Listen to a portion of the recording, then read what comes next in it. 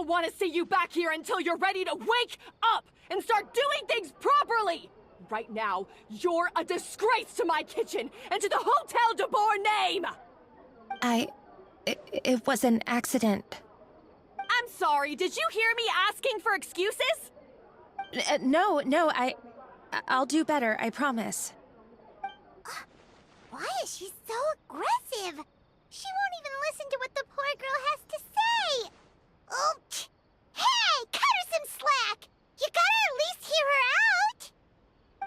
Wait! Huh? Who do you think you are telling me? Wait a sec. Navia? So, you're bringing backup now. Suit yourself! You're still wasting your time!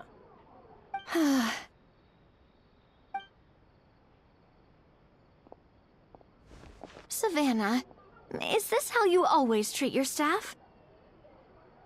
My staff is right. I'm the one in charge here now. And last time I checked, the Hotel de Boer doesn't take orders from the Spina di Rosula. Of course. How you run your kitchen is none of our business. But when a member of your staff is so overworked he becomes gravely ill, that most definitely is our business. We're going to stand up for him, whether you like it or not. Overworked? I've said it before and I'll say it again. If Vermont can't handle the job, then tough luck. There are plenty of other capable people I can hire instead. But Vermont can do the job, he just... Monica, back inside, now! Huh? But you said I shouldn't come back until... Just do as you're told, and not another word out of you! Come on, we have work to do! Wow, what a horrible person! Sorry. Looks like I've dragged you into some drama again. Her name is Savannah. She's the new head chef at Hotel de Boer. Ever since she took the job, she's been enforcing a brutal work regime and putting a huge amount of pressure on her staff. One guy was so overworked, he collapsed from illness. He's been bedridden for days, and he can barely even talk properly. I'm sorry. I'm sorry. It's all my fault. I don't deserve to be a chef. At his family's request, the Spina di Rosula is trying to mediate on his behalf. We're not exactly making a ton of progress, as you saw. Savannah is adamant that Vermont's exhaustion and illness have nothing to do with her or how she's been running her kitchen. She's refusing to have any kind of meaningful dialogue with us. Our next thought was to talk to the other chefs at the restaurant and get a better idea of their working conditions. But with Savannah watching them like a hawk, no one has been willing to open up. And that's why I'm here, doing it the old-fashioned way. Camping out, watching, and waiting for an opportunity.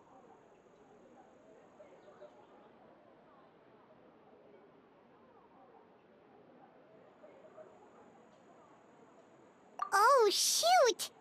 It all makes sense now. Sorry.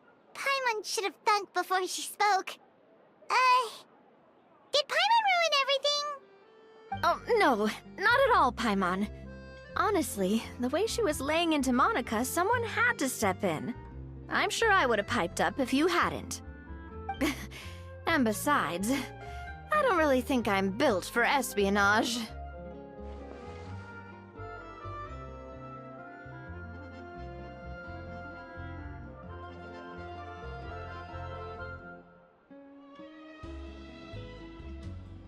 Yeah, meaning it's gonna be all the more difficult to get the inside scoop now. Oh, I might as well head back to the Fleuve Cendre then. We'll need to come up with a whole new game plan. Paimon will join you, 'cause this is kinda all Paimon's fault. Oh, guys, it's fine. You don't need to worry about it. That said, if you were planning to visit the Fleuve Cendre anyway, let me take you out for a meal. I'll make sure it's a proper feast. A really famous chef just joined the Spina di Rosula's tavern. Her name is... Sorry to interrupt. I just wanted to apologize for the scene you witnessed just now. We shouldn't subject our customers to that. This is a small token from us. It's some candy from Monica. She asked me to make sure it was delivered into your hands. Monica's the one apologizing? Huh. Clearly Savannah is the one who owes an apology. Our head chef has been a little highly strung lately. Sorry for everything.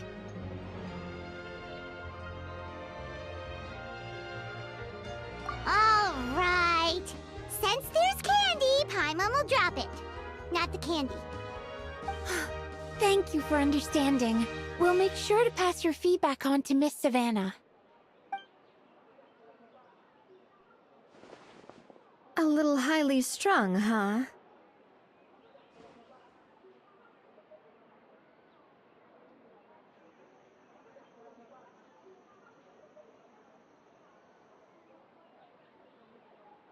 Paimon doesn't get it. How did someone like her even become head chef?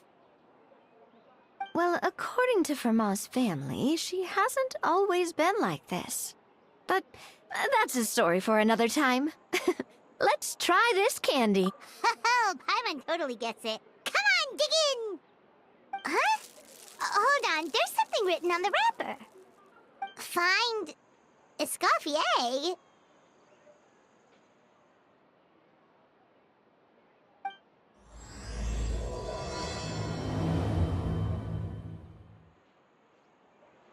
Escoffier? Could this mean... Huh? You know that name, Navia? Yeah. Let's stick to the plan and go back to the Fleuve Cendre for now. That's where we'll find Escoffier anyway.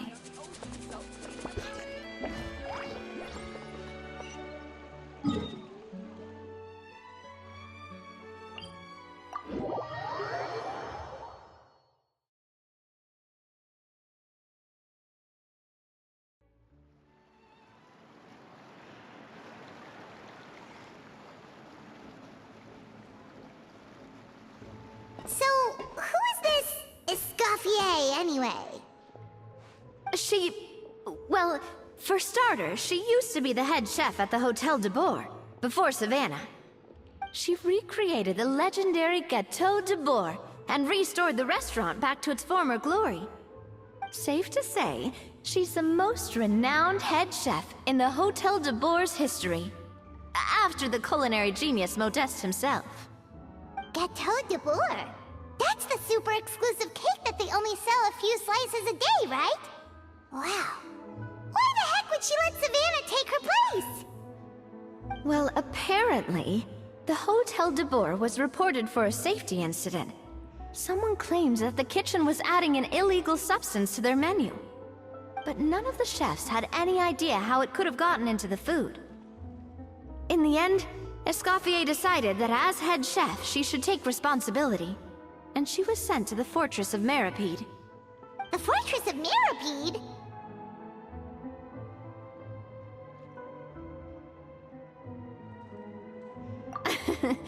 Well, you're right. The quantity of the substance they found was fairly minimal. Even the guards believed the whole thing was probably just an accident. Escoffier didn't have to stay in the fortress for long, but still, by the time she returned, the role of head chef had already passed to Savannah.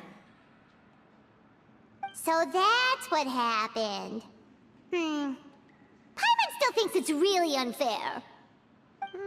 Even though Escoffier is no longer head chef at the hotel, she's still well respected by the staff. So, I'm guessing what Monica wants is for us to convince Escoffier to try and negotiate with Savannah on the staff's behalf. Oh, Paimon gets it! Monica wants Escoffier to come back and kick Savannah out. It's simple. If the new head chef is stressing everyone out, then the solution is just get the old one back. Well, about that... You thought cream of mushroom soup was ready to serve after 3.5 minutes on the stove! You'd have had more sense serving hot water with ice cubes. At least then you wouldn't have wasted all this perfectly good cream and mushroom! What do you say, Hilaire? I'm sorry, Cream. I'm sorry, Mushroom. As you can see, Escoffier is that kind of chef as well.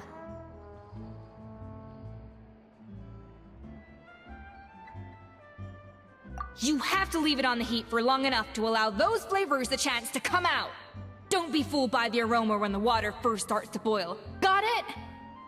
Yes, Chef. Then go back and do it again. The customers are still waiting. Remember where you went wrong and don't repeat the same mistake twice. Yes, Chef.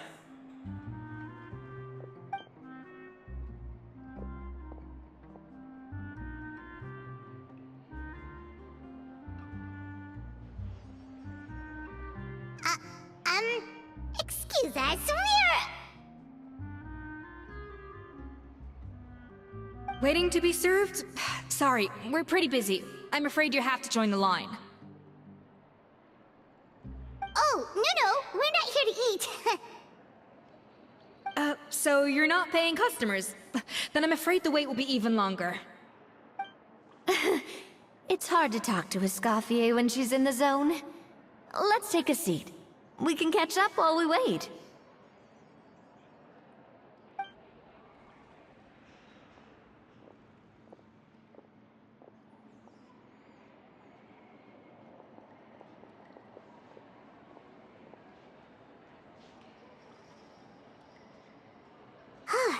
Looks like the rush hour is finally over. Is it always this busy here? These days, yes. I'd say business has tripled since Escoffier joined as temporary head chef.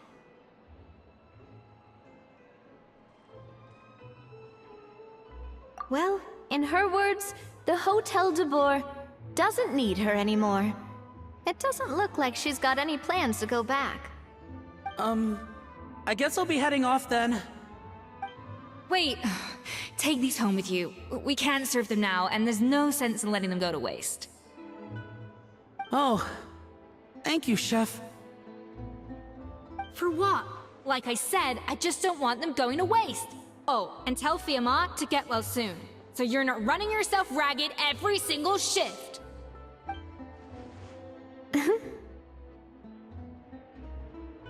Fiamma. That's the second time we've heard that name. Who is that again? He's the chef that fell ill from stress. Hilaire is his son. And with Mom stuck at home taking care of Dad, he decided to pick up some work to help pay the bills. Escoffier knows their situation, so she's been making some extra food every day for him to take home. Hey, I heard that, Navia! I've told you before, no one's making extra food. Hilaire is making blunders in the kitchen, and I can't serve his failed dishes, so he might as well take them home. Yeah, failed dishes that just so happen to be nutritionally complete every single time. So, you two must be the world-famous traveler and her companion, Paimon, yes? Is there something I can help you with? Oh, so you know us already. We'll skip the introduction then. We're here to talk about Savannah.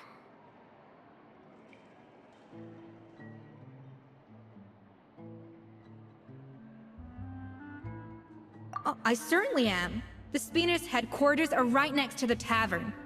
And I've lost count of the number of times Navi has come to pester me about it. But I don't work for the Hotel de Boer anymore.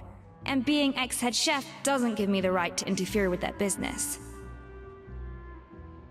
Besides, I'm the one who persuaded Savannah to take the job in the first place. What? Well, she was a much gentler person back then. A little timid, even. She wasn't at all confident that she was the right fit for the role. That's hard to believe. Are we definitely talking about the same Savannah here? Honestly, I do wonder if she's just emulating me. I mean, I'm not the most pleasant head chef to be around either.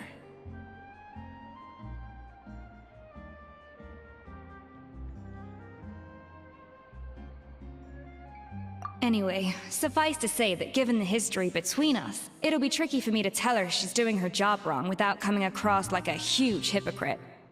Fiamar and the others probably think that Savannah gets it all from me. I wouldn't be so sure about that, Escoffier. Look at this note we got from Monica. She mentioned me. Whatever shortcomings you feel you have, it looks like Monica still trusts you. As for the others, well, how can you know what they think unless you ask them? Monica. Plus, it's not like we're asking you to storm in there and raise hell. We're only in the initial phase of our investigation. All we're trying to do is get the other chefs to open up to us. Oh, Monica. Oh, Monica! Escoffier? I can't believe her! Powdered sugar is supposed to be applied sparingly. Look at all that on the wrapper. It's thicker than the sole of my shoe. Unbelievable! I won't stand for this. She has to learn. Come on, we're going. Wait, so now she's,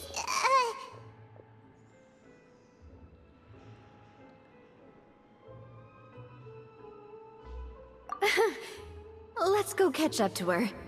We don't want to keep her waiting.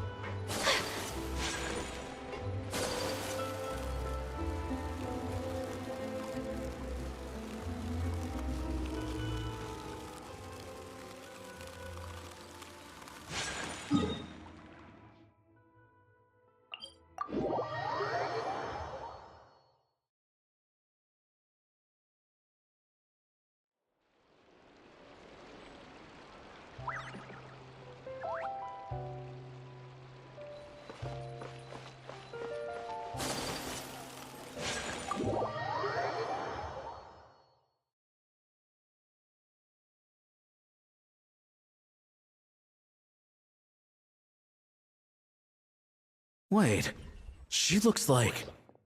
Is that Escoffier? Escoffier's back? Yes! I've missed her cooking! I was just saying, Hotel de Bourg is nothing without her. You can't match Escoffier's talent. I'm sorry. I'm so sorry.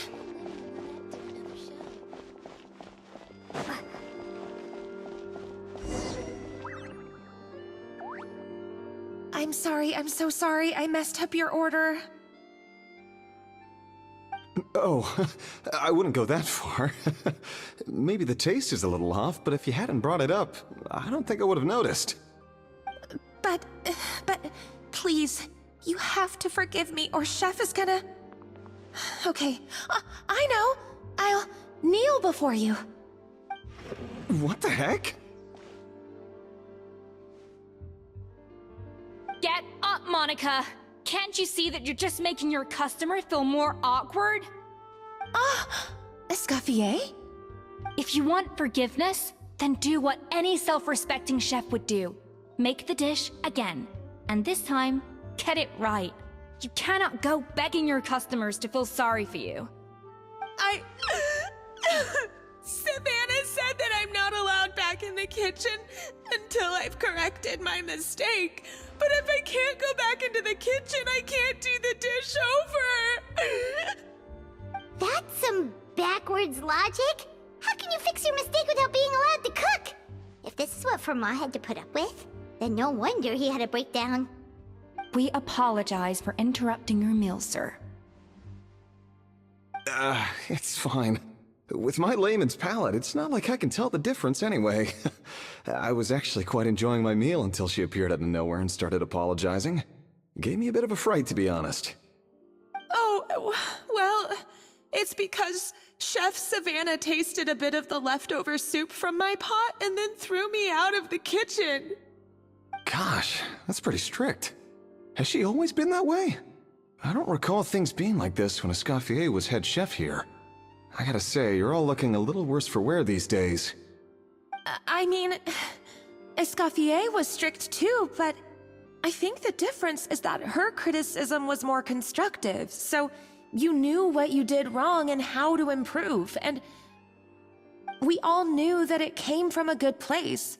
Chef Escoffier was hard on us because she truly wanted us to reach her level.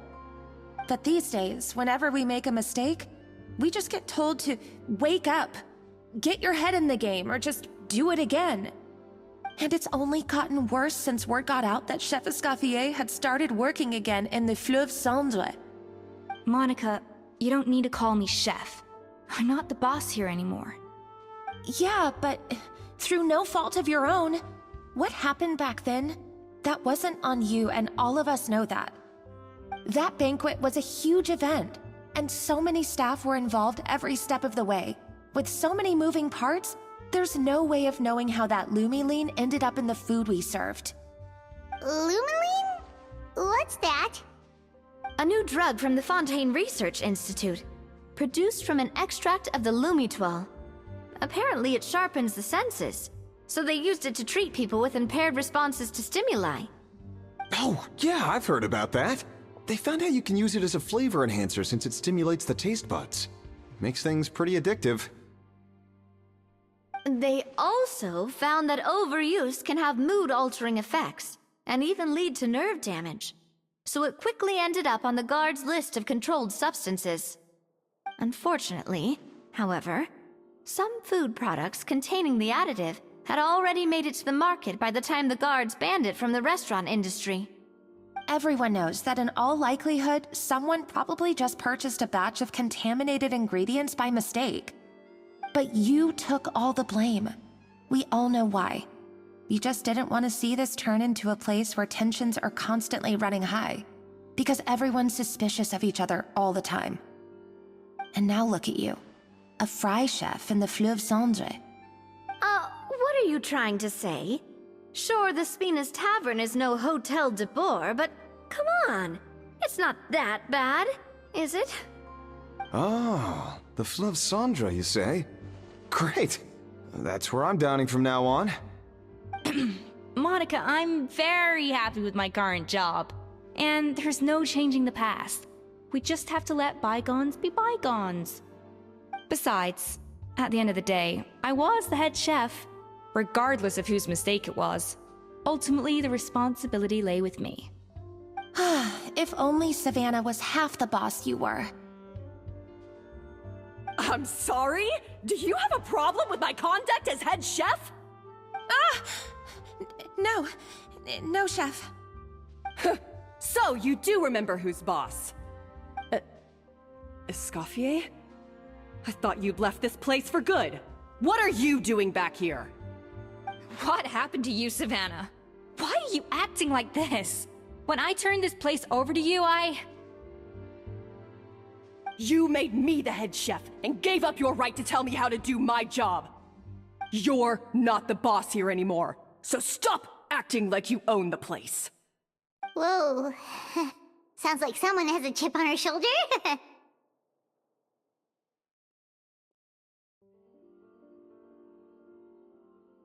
Oh, Savannah! My God, have you grown a temper since I last saw you? Have you put even half the amount of energy into improving your cooking skills, or are you still using the Pluie Lotus as an off-brand marcotte, thinking no one can tell the difference? That's none of your business! What happened to not storming in and raising hell? Ho ho! I was not expecting to see something this spicy as soon as Escoffier returned. Huh? Fanagem? Aye, miladies. Might I make a humble suggestion? given that we have ourselves a tête-à-tête between chefs at the Hôtel de Bord, I dare say it would be de rigueur to settle this the traditional way. The traditional way? That can only mean one thing.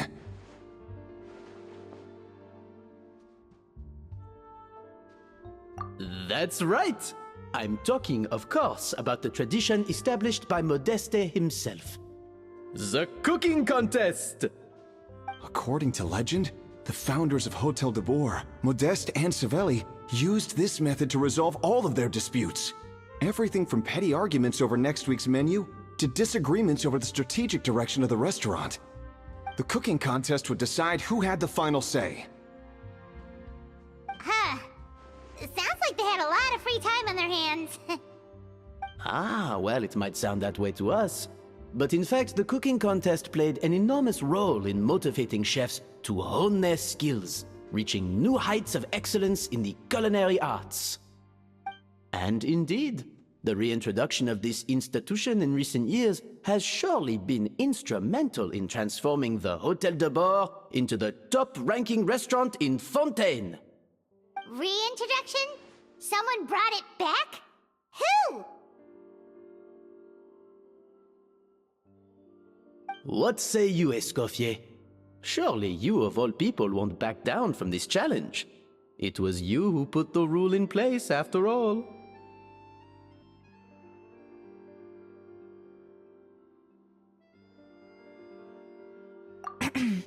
Sure, I reinstated it, but I'm not a chef at Hôtel de Bord anymore. Isn't this bending the rules a little? I see no issue as long as both sides agree to the terms. We could simply treat it as an exhibition of sorts. Savannah, any objections? Exhibition. Huh. No. If we're going to battle it out, let's put it all on the line. If I lose, it's up to you what happens to me. I don't want anything to happen to you. But if you lose, you hand over the Codex de Bord to me. What? The Codex de Bord?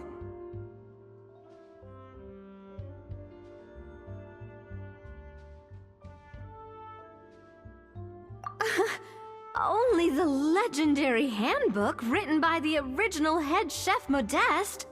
It contains all his secret recipes, including Gâteau de Bord. It's the greatest treasure in Fontaine's culinary world, and only the present and former head chefs of the Hôtel de Bord have the right to read it.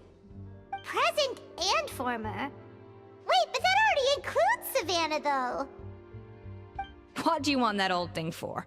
You have your own copy, don't you? Don't take me for a fool. You know perfectly well what I mean. I want your copy, the original version, the one you took with you when you left us. I'm sorry, I must be missing something. You know, there's no difference between the original and the copy, right? They contain the exact same recipes. Stop trying to change the topic. What's wrong, Escoffier? Scared you're gonna lose to me? Or are you scared of me getting my hands on the original codex? Savannah, you may remember that we gave her the original as a parting gift, to thank Escoffier for her years of service. Asking for it back feels a little, Oh, I'm sure it won't be an issue, as long as both sides agree to the terms. Those were your words, weren't they? And as for the contest itself, let's make it a bake-off. Gâteau de Bord, per the recipe in the codex. Well, Escoffier, you against me. Are you in or out? You sound surprisingly confident. Alright then, let's see how much you've actually grown. I hope you surprise me, Savannah. I'd hate to find out that all you've learned after this long is how to chew people's heads off. Believe me, I'll show you. Escoffier, are you sure this is a good idea? You accepted her terms a little hastily. Oh, it'll be fine. Let's head back to the Fleur of Cendres so I can get prepping.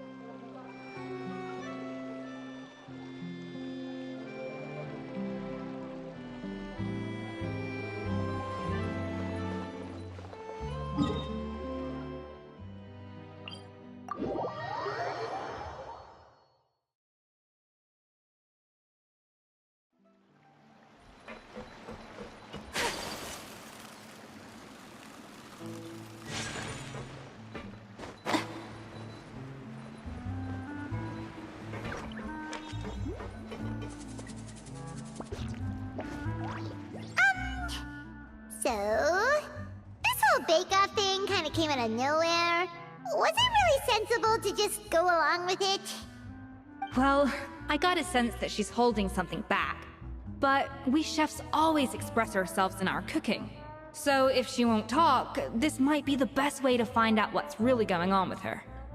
Huh? Holding back? Sure didn't sound that way to Paimon.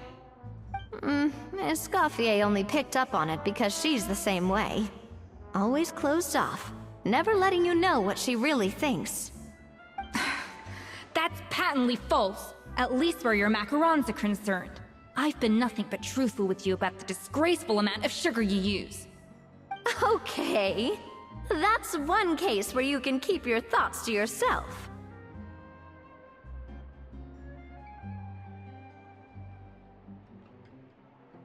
Oh, that?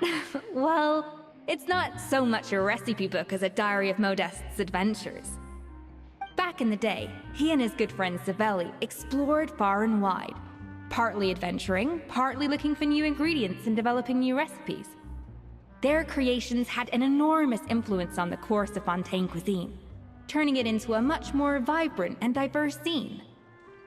For instance, legend has it that the original Gâteau de Bourg was made using a special secret ingredient that Modeste discovered on one of his adventures. So rare was the ingredient that they could never make more than 16 slices of the cake per day. But everyone who tried it claimed that it was one of the most blissful and invigorating things they had ever tasted. Modeste and Savelli went on to found the original Hôtel de Bourg, which catapulted them to stardom in Fontaine's culinary world. Especially Modeste. He was hailed as a once-in-a-generation genius, and over time, the recipes from his adventure log became known as the Codex de Bourg. Ah, Paimon's heard this kind of story before. Armed with the Codex, the Hôtel de Bourg took its rightful place as the finest restaurant in the land, serving those recipes for centuries to come. Something like that? What? No, of course not! Cooking is a constantly evolving art form. How could any restaurant survive if they only served food that was popular last century? Anyway, never mind centuries. Savelli and Modeste parted ways not even 10 years after their rise to fame. Then, Modeste passed away while he was still in his prime. And that was it. The end of the Hôtel de Bourg's heyday. It fell into decline, and for most of its history, it was just a nondescript place with a couple of cheap tables. It's only in recent decades that it started recovering. Even then, it still took numerous relocations and changes of management before we finally ended up with Vanigem and the restaurant we have today. Oh! So the Codex really isn't all that, then. Paimon figured it was like one of those mystical books they have in Liue's martial arts novels, where the main character learns all their secret powers from. Yes, well, that's fiction, and this is reality. You can't meet the tastes of modern diners by following some ancient recipes from a dusty old book. Case in point. Even the Gâteau de Bourg they sell now is actually Escoffier's reimagination. Wait, really? Why though? Didn't that recipe make it into the Codex? It did, but like I said, it's the dusty old book now, and the records aren't as legible as they once were. Not to mention that there's no way of finding the secret ingredient Modeste wrote about.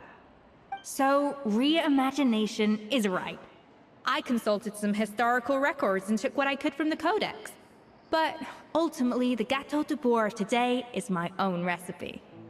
As for why we gave it the same name and kept the tradition of only selling 16 slices a day, well, you've got Vanigem's business sense to thank for that. Oh! Huh. Well, that kind of takes all the mystique out of it.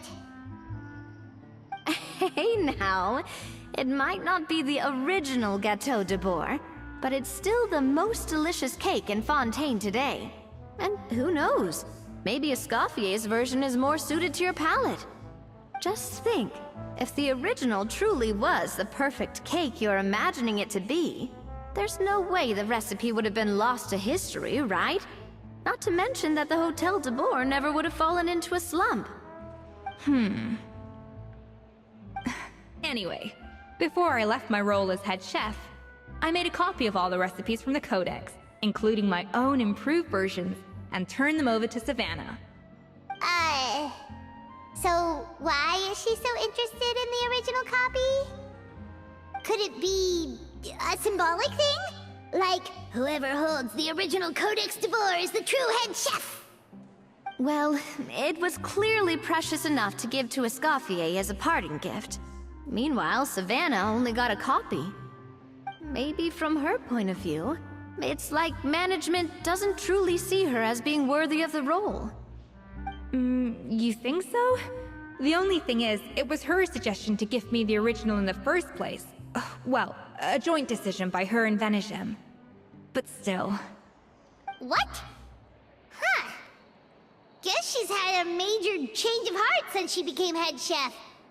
Yeesh. Who knows? We could speculate forever. Better to just let our Gato do the talking.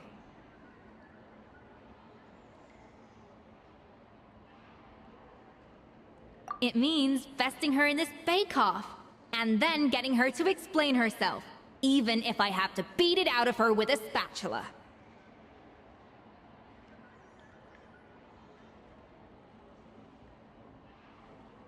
However much she's changed since we worked together, I believe that she still has her chef's pride. And if she respects the art, she'll respect the outcome of our contest. Well, I'm confident that you and your spatula can get justice for Fremont. All you need to do now is win the contest. But that should be a breeze for you. Let's not get too ahead of ourselves. Gâteau de Bourg is very complicated to make. Usually, it takes 3 chefs working in tandem to cover everything. Now, if I had to push it, I could probably do the work of 3 chefs myself. But I prefer to play it safe if I can find a couple of assistants in time. Well, that's easy. The 3 of us are veterans in the kitchen. You just need to pick 2 of us. Well, I have heard the Traveler is an accomplished cook, as well as a warrior. But be warned, I will hold you to exceptionally high standards. Think you're up to the task?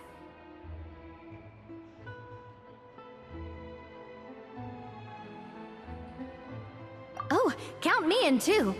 I've spent weeks perfecting my macarons after your scathing review. Even if it means competing against the Traveler, so be it. I'll show you what I'm made of. Confident. I like it. Alright, let's start with some elementary mise en place. Show me your knife skills.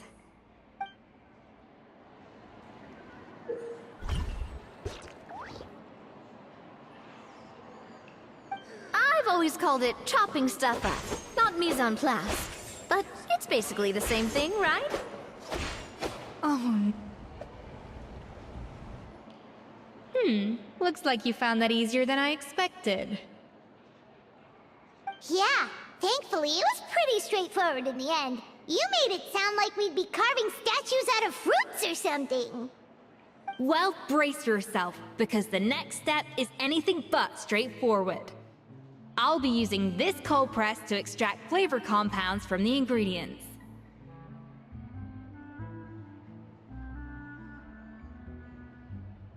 A kind of special food processor I got the Fontaine Research Institute to make for me. It uses cold temperature extraction to isolate the essence of cooking ingredients, which can then be used to flavor dishes more precisely. But this isn't exactly standard kitchen equipment, so that probably didn't make a whole lot of sense. Let me give you a demonstration instead.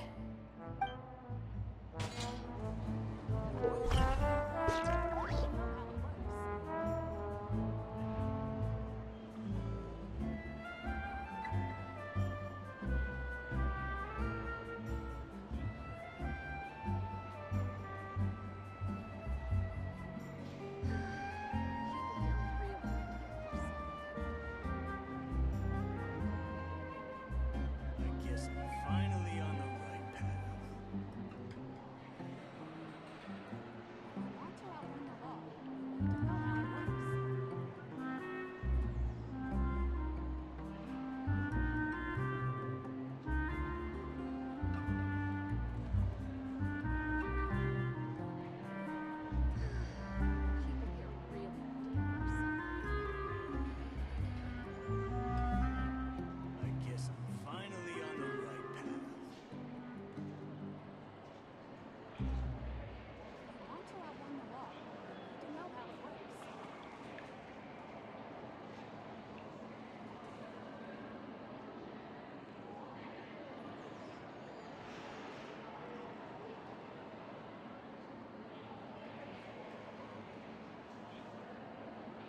custom-made equipment from the Fontaine Research Institute, huh? That's some pretty high-tech food prep. Paimon's never used anything this weird before. Cool. No, weird.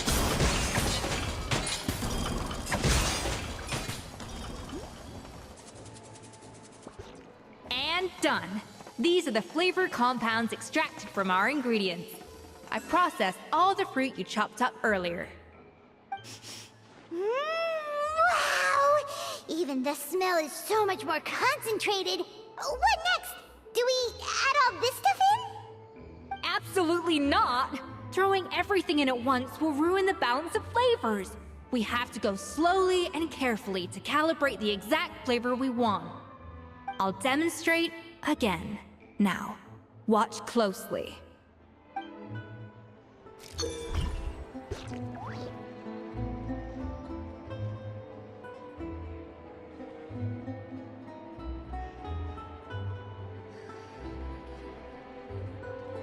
Slowly and carefully. Not a drop too much, and not a drop too little.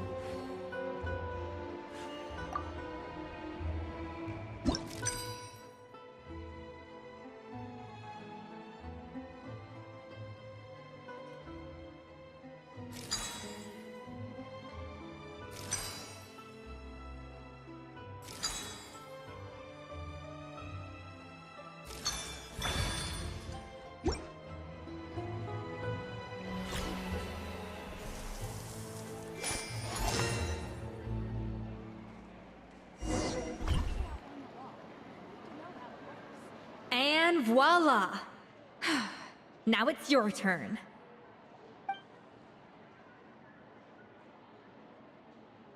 Not terrible. Considering this was everyone's first time blending flavor extracts, it could have been worse. But the Traveler's work was surprisingly good. Are you sure you've never done this before? You got almost perfect results on your first try.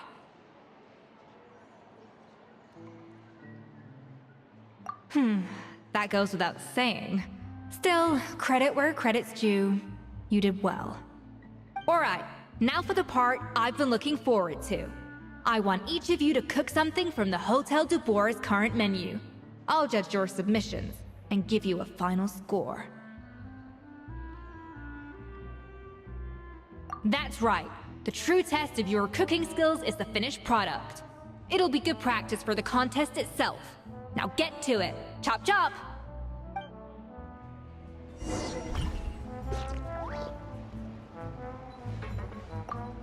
How's it going?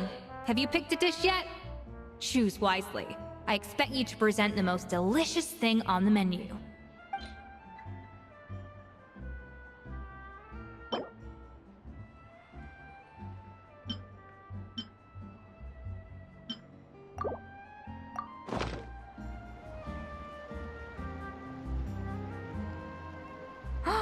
Look at that! With the grace of a snow-winged goose, as I like to say. Now, let the grating commence.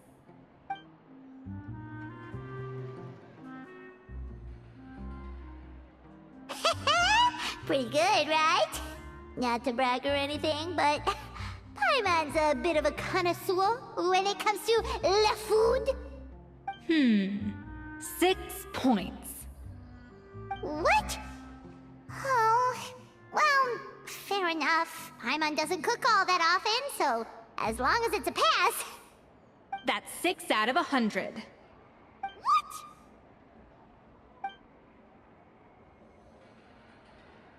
You say you're a connoisseur, but it's quite clear from this dish that you have far more experience consuming food than creating it.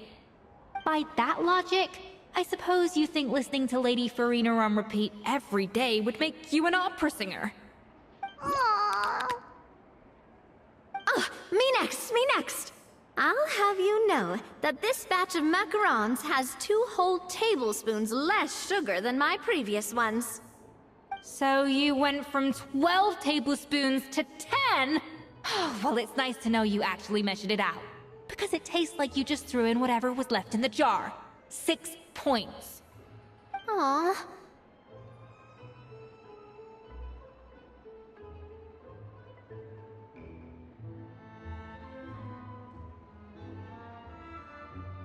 Now to the final dish.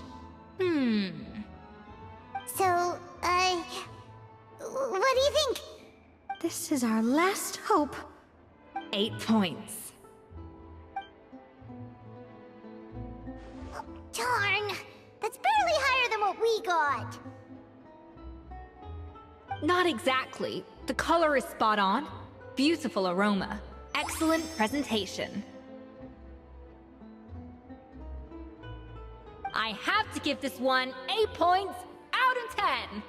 Maybe even 9 points. Huh? How did you pull that off?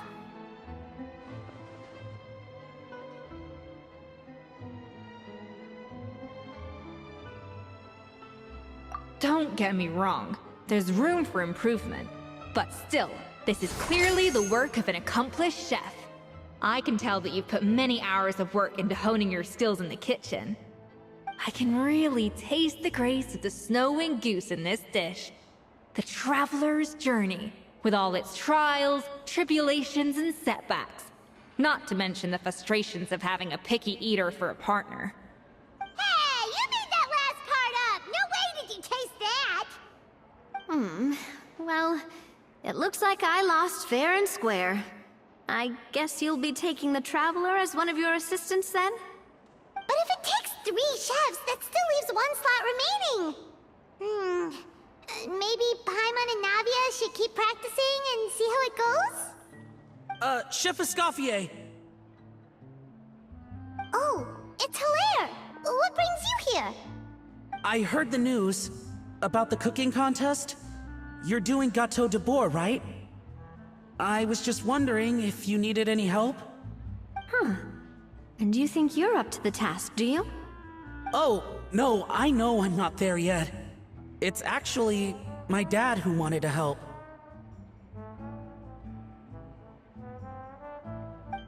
Firma, last I heard, you could barely get out of bed. Chef Escoffier, Navia, Traveler, thank you all so much for everything you're doing for me and my family. I've had enough of sitting around at home while you run yourselves ragged. If you let me, I'd like to help you win this cooking. Yeah, I was gonna say the same thing. Don't you worry. I'll be fine. I'm feeling much better now. I'm sorry. I know I've been rather useless these past few days, but not anymore. The fact is, I'm a fine chef, despite recent events. I've proven myself in the Hotel de Bois kitchen, so if anyone's qualified to work under Chef Escoffier, it's me. I think. I mean, I hope so. Firma, have you even set foot in a kitchen since leaving Hotel de Bois? I have not, but I'm fully rested now. I know I can handle it. I'll prove it. Let me whip something up for you right now.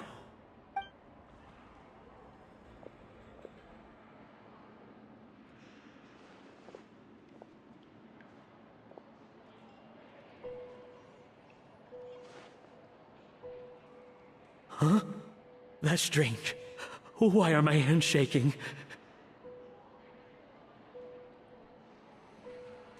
What do you call this, Verma? I can't seem to grip my knife. Do it again! Again! Again! I... Hopeless. Get out of my kitchen yesterday.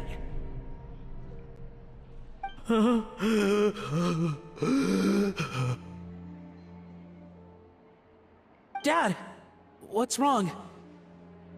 I don't understand. I was feeling so much better, and then Will I never be able to work in a kitchen again? Dad, talk to me. What happened? I think the real issue here is not physical exhaustion, but psychological trauma. Monica, when did you get here? Probably because you were all concentrating so hard on your cooking. I didn't want to interrupt your flow. But anyway, Firma, I'm so sorry. If only I'd known how serious your situation was, I would have stood up for you sooner. You have nothing to apologize for, Monica. During those long nights of redoing every order, you were the only person who looked out for me. Oh, come on. All I did was make you some tea. I doubt it was much help. Savannah was so ruthless toward you. I probably should have brought you something stronger. She sounds like the worst. All right, another Savannah horror story. Let's hear it. She's been getting harsher and harsher on us ever since she heard about Escoffier's new role in the Fleuve Cendre. Seems like no matter what we make, she'll find something wrong with it. What is this? It looks like a dog's been at it! In the trash now! Then she orders us to redo the dish again and again, but we never know what's going to make her happy. Do it again, do it again, do it again! Every time you remake it, you just get another earful from her. Either straighten yourself out, or get out of my kitchen! So now, it seems like just picking up a kitchen utensil gives me flashbacks of her yelling at me. Oh man, that must be awful. The more I want to get it perfect, the more my hands shake, and the more scared I am of making another mistake. How can you give up so easily, Firma? You weren't a quitter when you were working for me. And even under Savannah, you talk about working late into the night trying to perfect your dishes. That says to me that you still hadn't lost that determination to prove yourself. What changed? I don't know what's come over me. When I think back, I just remember feeling like my heart and my hands were growing heavier and heavier as the shift went on. Each time I had to redo a dish, my heart sank a little further. Maybe Savannah was right. Maybe I am just hopeless at this. Dad. I see. Well, it sounds like there are some deep issues at work here. Ones that won't be resolved by merely seeking compensation. I will win this contest, and after that, I encourage you to approach Savannah and talk this out. But what if you can't find another assistant in time? Clearly, I'm in no state to help out. You think being one person short will ruin my chances? Let's not forget, I taught you and her everything you know. Even if I had to go it alone, I would present the perfect gâteau. Oh, well, Paimon and Nadia will still keep practicing, just in case. And so will I. Yeah! And if worse comes to worse, we can always get the Spina di Rosula to put out an emergency call for chefs. There's gotta be someone out there, right? Actually, I thought maybe I could help. That's sort of why I'm here. What? Why didn't you say so? I was going to, but then... well, this is the first chance I got. You do this for us? Thank you so much, Monica. Alright, fine by me. But aren't you still working for Savannah? Joining the other side seems like a guaranteed way to put your future employment in jeopardy. I know, but it's alright. I've made up my mind. With the way things are, I can't keep working for Savannah much longer anyway. Unless I want to become the next Firma. I'm done with sucking it up. It's time to try and turn things around. If this cooking contest can get Savannah to see the error of her ways, then I'm sure she'll forgive me for this. Well, Paimon didn't think we'd be poaching from Savannah's staff to get our third person, but there you go. Anyway, Monica's a professional chef, so nothing could possibly go wrong now. Great! Then it's settled. And to congratulate you all on making the team, I propose a Spina-sponsored meal to celebrate. Spina sponsored? Wait, you mean I'm cooking? Well, I promised the traveler a feast in the Fleuve Cendre. And I know how much you've been looking forward to it. Yeah! Feast, feast, feast!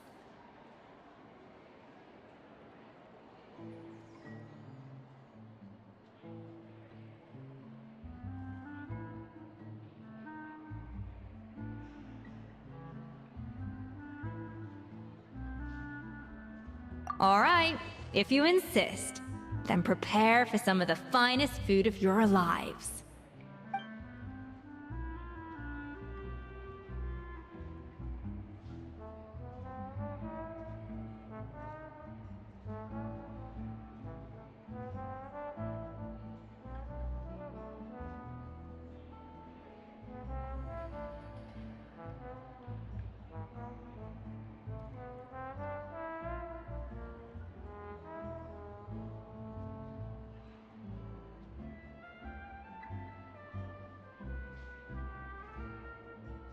That's not a bad idea, actually.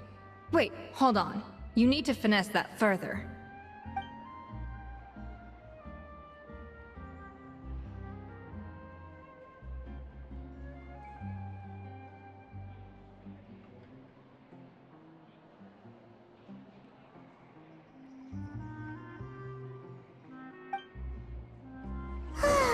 That was a dream come true.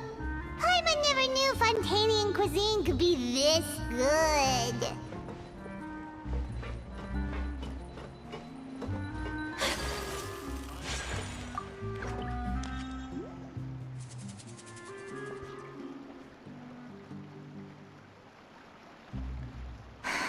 Why, Savannah? Why?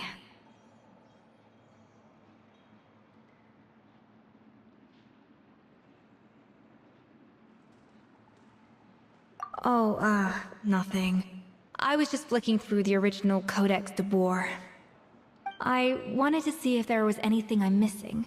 Something I hadn't noticed before. That might explain why Savannah's so desperate to get her hands on it. But I can't find anything. It's just some hastily scribbled recipes in between diary entries from Modest's adventuring phase. And most of it's not even legible anymore. The copy I gave her not only has all the recipes in full, but even includes my own private tips and notes from years of experience.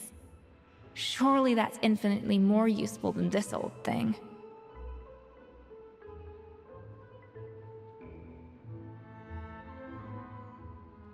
Yeah, maybe. Still, it's just hard for me to imagine that the Savannah I knew would go to all this effort just to make a point. We were. At least I always thought we were. She was a little shy, but meticulous with everything and everyone she dealt with. She made a few mistakes here and there, but she was quick to correct them whenever they were pointed out. And she was always striving to improve as a chef. Those qualities are why I recommended her to replace me as head chef. I never imagined for 1 second that she'd cause Fiamma and the other staff so much grief.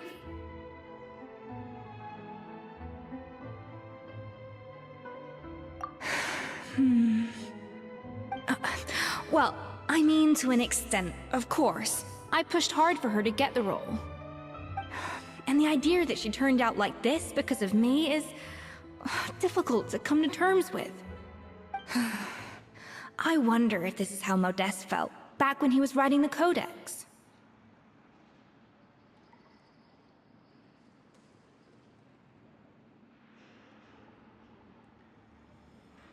Yes, with his good friend and co-founder of the Hotel de Boer, Savelli.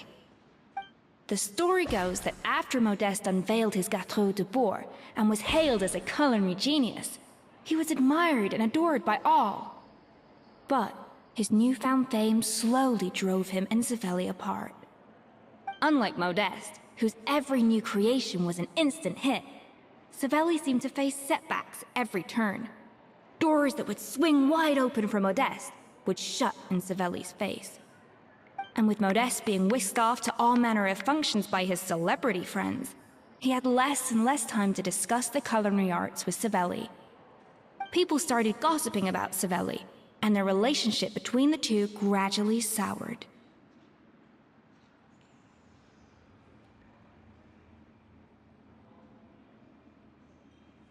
Everything came to an abrupt end when Modeste, still in the prime of his life and still hailed as a genius, suddenly died from an acute illness. And that was it.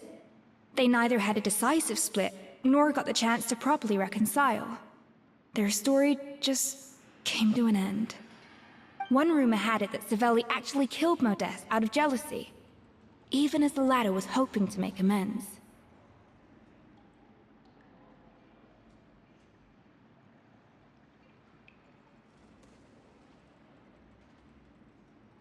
Unlikely. It's a popular theory, but there's no real basis for it.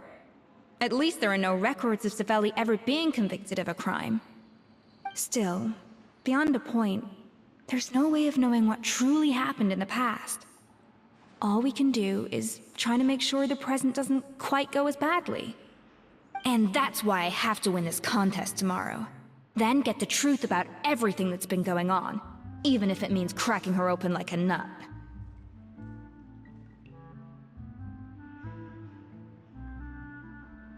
Really? Well, I like the confidence. Don't let me down tomorrow, then. You better bring your A game.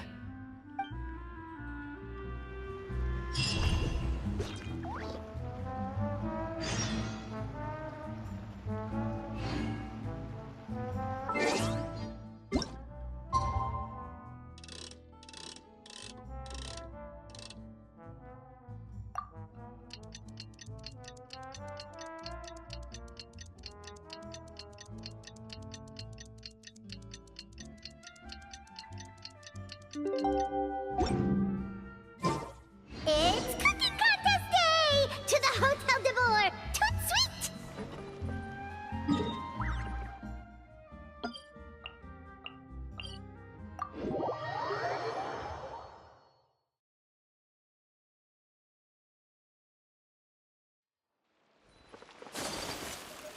Did you hear the news? Escoffier's coming back for a cooking contest.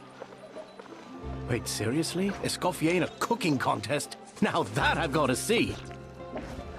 I don't get it. Why would anyone in their right mind challenge her to a cooking contest?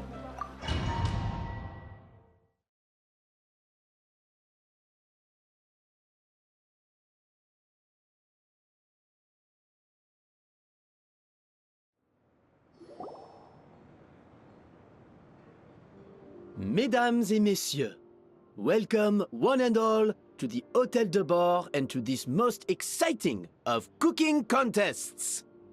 Savannah, I've brought the original copy of the codex you asked for. Monica? Huh.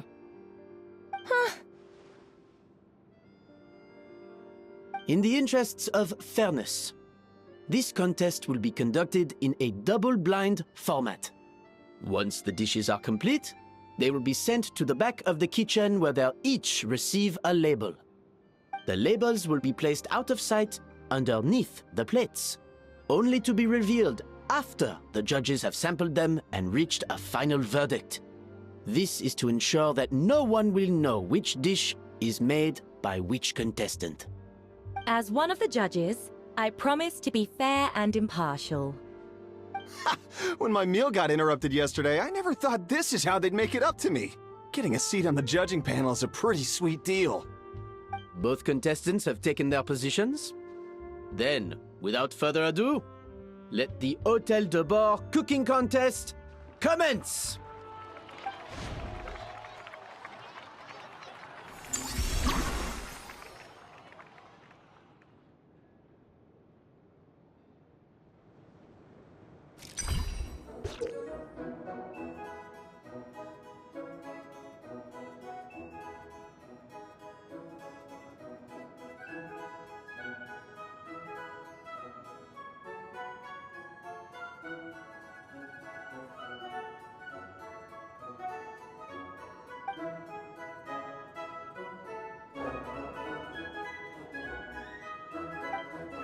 Monica, Traveler, it's go time! Even the best chef in the world can't flavor their food without prepping the flavoring, right? Alphonse, Gaspar, get to work! Do not disappoint me. Looks like our two head chefs are raring to go. Like an oven on full blast, this competition is quickly heating up.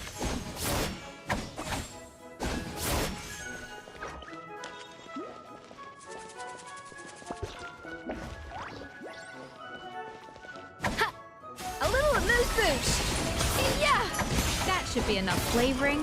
Now hurry up and balance the flavors.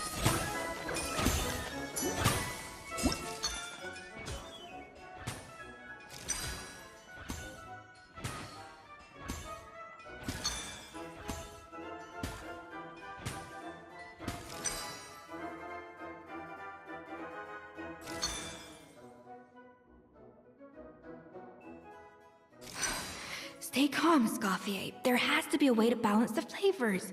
Just think.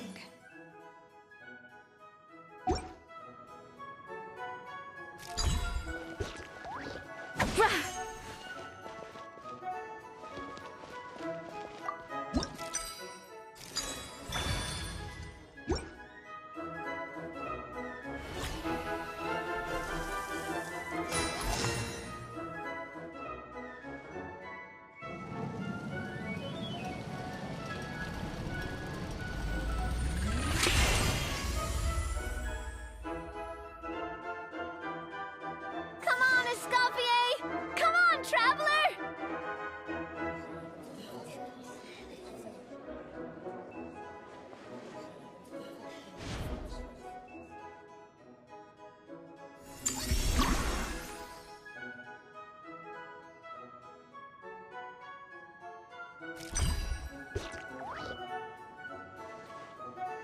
Cha! Cha!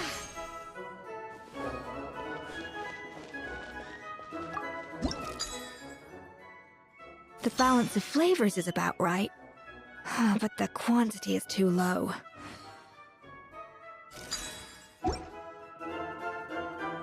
Alphonse! What are you playing at? Not how I taught you to do it! Stop wor-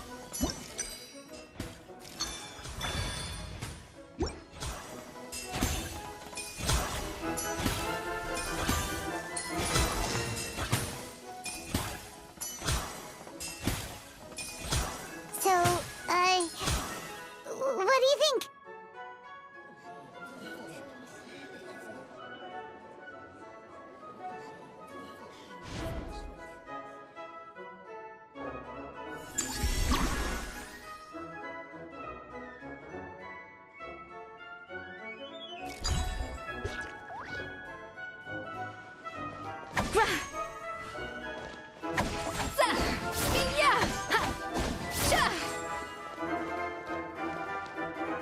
Up to the breeze! Escoffier is already on the final step of the recipe. Let's check on Savannah's progress.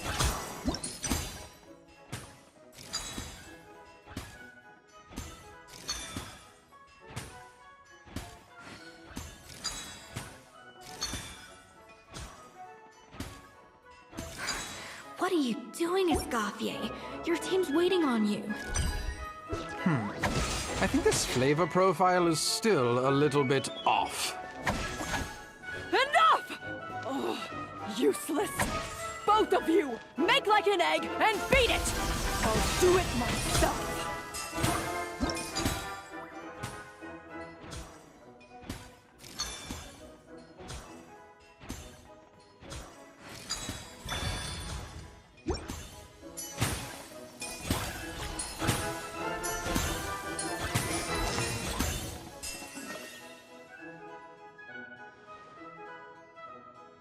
You can't match Escoffier's talent.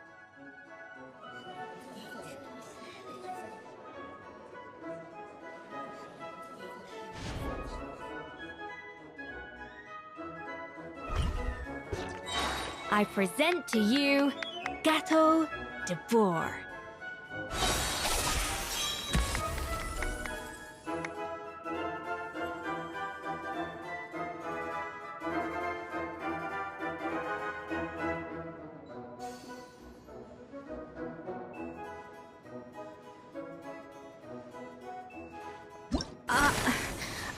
I was just exercising caution. I had to make sure everything was perfect.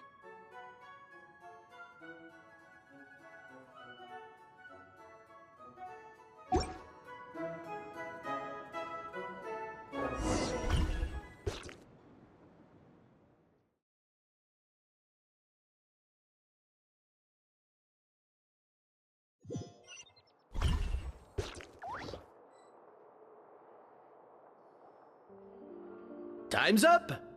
Contestants, please take your dishes to the back.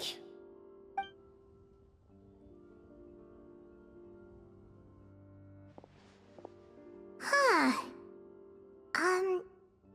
That guy was right. You really can't tell whose is whose just by looking at them. We both made the same dish after all. For all her flaws, Savannah's a talented chef who earned my recommendation for good reason. She wouldn't screw up something as elementary as the cake's appearance. Whoa! This is really rather good. Wonderfully soft and fluffy. Beautifully sweet. This is a masterclass in how to make gâteau de bois. I would give this one at least 9.9 out of 10! Only because there's something about the flavor of the base. It's just a little different from the recipe I'm used to. Huh? Really? I couldn't tell.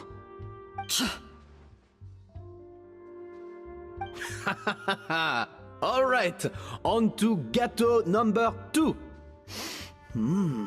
I haven't had a single bite and already this aroma is a delight to the senses. I have a feeling that this gâteau will be a gâteau for the ages. How exciting! I'm gonna dig in.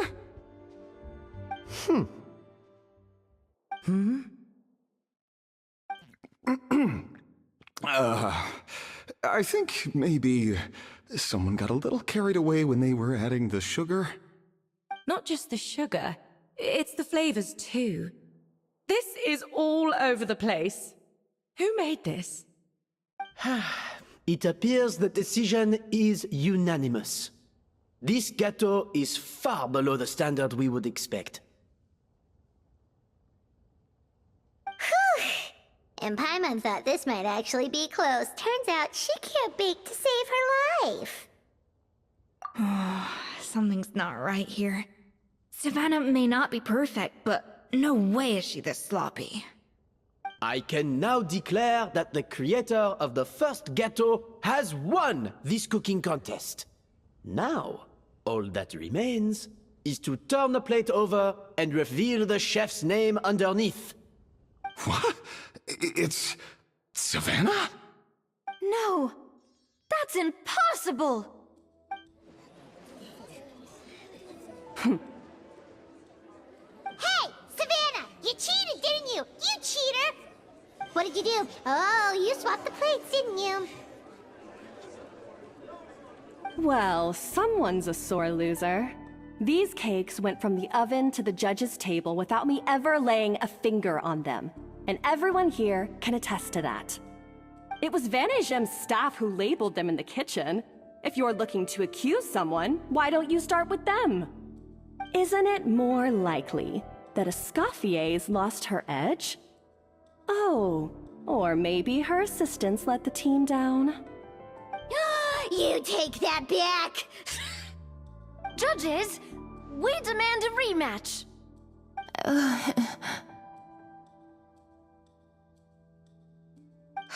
That's enough! What's done is done. As head chef, or rather as team lead, I take responsibility for the dish I served. Whatever went wrong and however it happened, I should have spotted it. Savannah, I didn't think you'd stoop this low just to beat me in a bake-off. What happened to your chef's pride? I don't know what you're talking about. If you want the Codex de Boer that much, you can have it. Escoffier, no! But you must promise me that you'll apologize to Firma and compensate him for everything you put him through. It's a little late to be negotiating terms. The contest is over and I won. That means you owe me the Codex, and I owe you nothing. Look, Savannah, you may have fooled everyone else, but can you really fool yourself? What I'm offering is to accept defeat without looking to expose what you've done.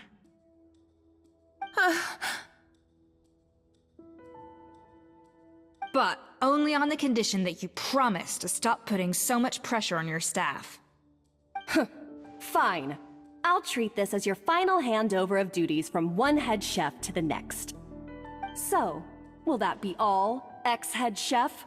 Or is there any other unfinished business you'd like to leave in my hands? I didn't mean that to be a scolding from your former boss. Just a word of advice from a fellow chef and a friend. But I don't know if you're even open to input from other people anymore. I know what I'm doing. I don't need your advice. Alright, fine. I'm glad to hear it.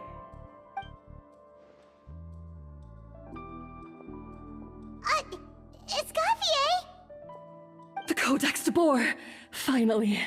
Now, at long last, I will succeed. Escoffier? How could you let her get away with this? Yeah! The Codex is a souvenir of your time here! Doesn't that mean anything to you? It's alright. It was just a bake-off, not the end of the world. I'm already over it. Besides, it's not all bad. She agreed to compensate Firma. That's mission accomplished for the Spina. Honestly, if I'd have known that giving her the Codex would solve everything, I'd have just done that in the first place. I mean, why bother with the whole cooking contest? It's such a waste of time and energy.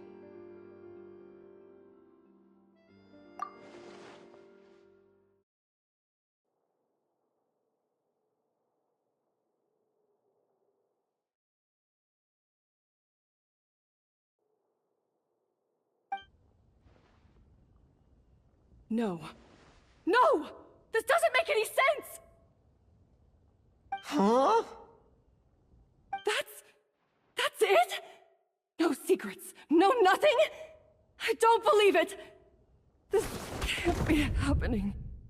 Oh, Chef Savannah! Savannah?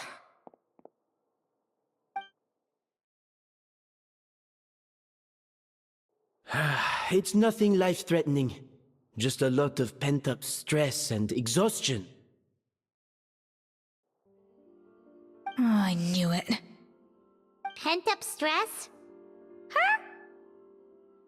The truth is, however hard she might be on the rest of us, the person she puts the most pressure on is herself.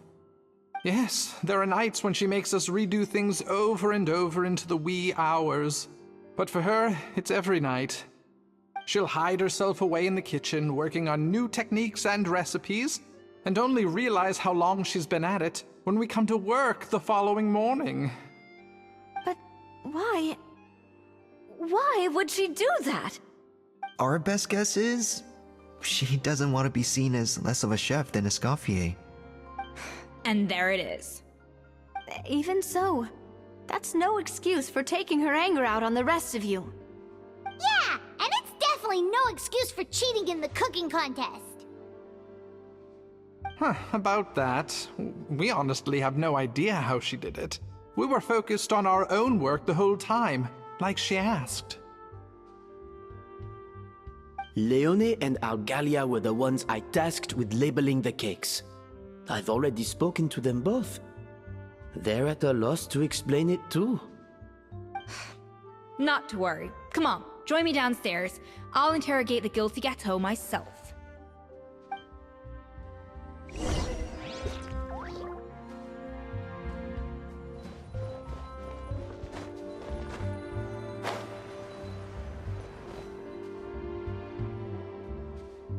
Well, how is it? Have you figured out what it was? Oh, this is aggravated assault on my palate. I'd rather eat wet cement than this. Is it really that bad? I made sure to taste test it before it was served. Oh, relax. This isn't your cake. Savannah never switched the plates. The offending flavors are coming from in between the icing and the cake base, which means someone tampered with it while it was being made. Or in other words, we have a traitor in our midst.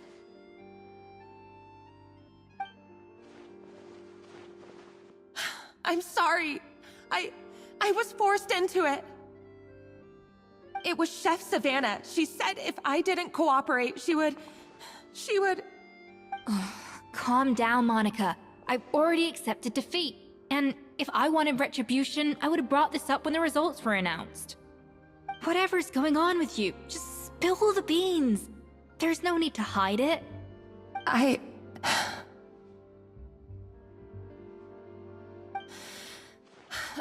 was the one who caused the food safety incident that one time. Food safety? Wait, you mean the Lumaline incident? So you procured the contaminated ingredients? I think so. Savannah and I were on procurement that day. I didn't check everything as well as I should have, and so I let contaminated ingredients make it into the kitchen. But I swear I didn't do it on purpose. I had no idea there was an issue with them, and I didn't know it would end up with Escoffier going to jail. But the last thing I expected was for Savannah to use it as leverage to blackmail me with...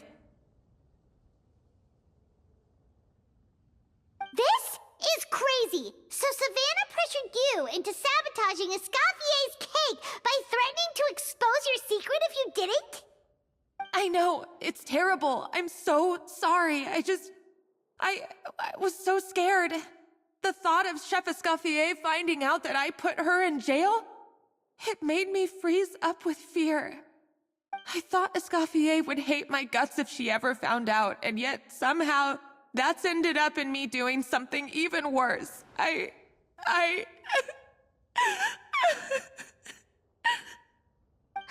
Seriously?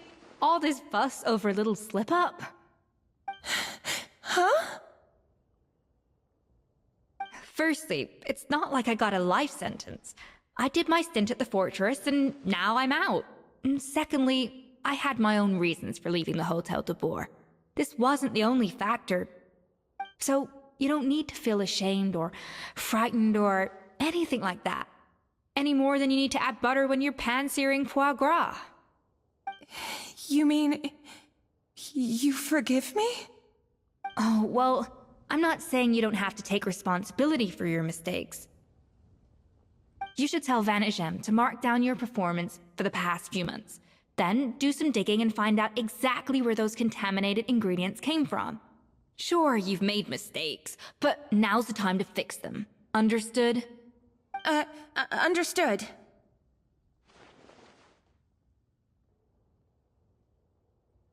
Good. Now, back to Savannah. What about the original codex would compel her to resort to blackmail? I have my suspicions.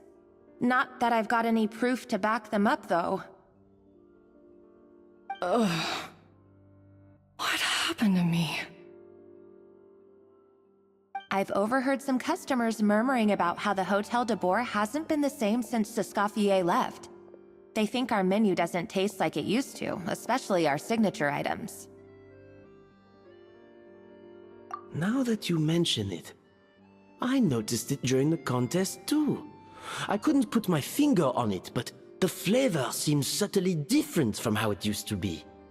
But the difference was so small, I'm sure no one would notice it besides our most loyal customers and true dessert connoisseurs. Still, as head chef, it's easy to see why Savannah would get so hung up on it. So many times I've seen her make the cake base over and over again, late into the night, determined to match Escoffier's version. But something's always slightly off every time. Yeah, I've noticed that too. Never really gave it much thought, though.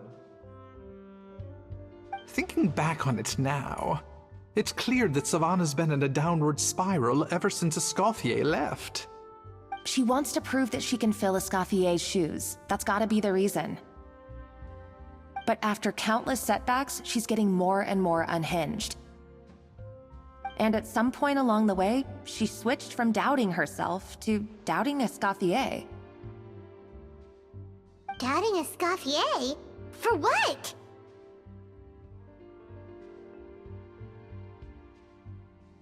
Yeah, it would explain why she was bent on getting the original at any cost.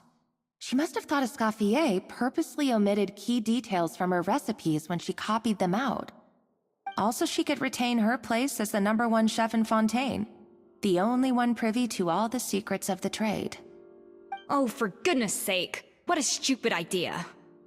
Of course.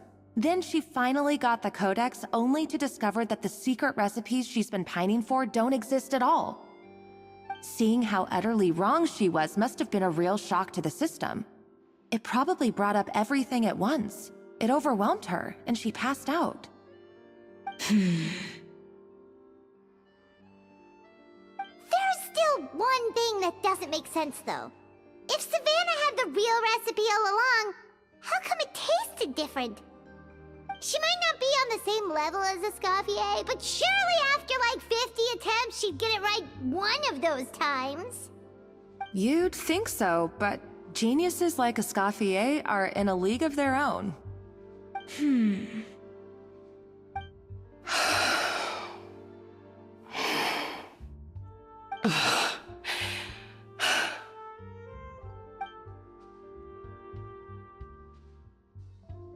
New head chef, you say? What's her name? I don't think I've heard of her before. I wonder, can the Hotel de Boer keep its edge without Escoffier at the helm?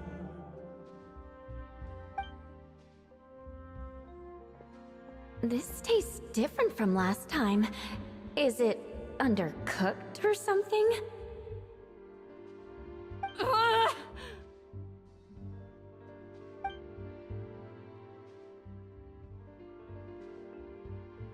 Take this. It's a copy of the Codex de Boer. From now on, you will be its keeper. Don't listen to the doubters. If I say you can do it, then you can do it. Even if you don't believe in yourself, at least believe in me. Hey, did you hear me? Once I'm gone, the restaurant is all yours.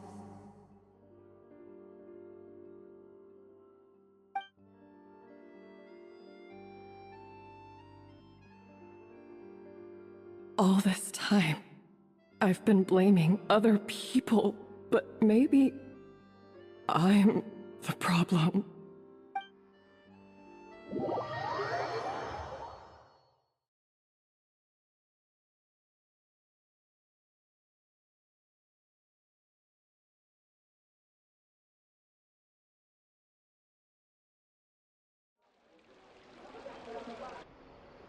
I sincerely apologize for putting everyone out. Savannah's awake now, but I don't think she's ready to speak to anyone yet. Let's give her the day to calm down.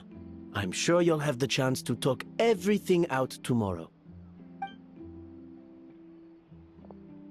In that case, I'll go and update Vermont and his family. I wonder what he'll make of all this. So, we'll come back tomorrow then.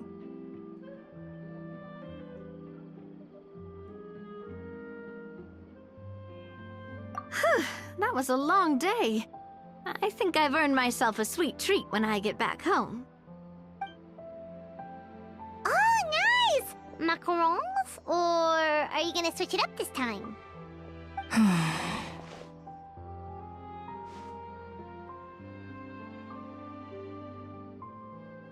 Traveler, how much do you know about the snow-winged goose?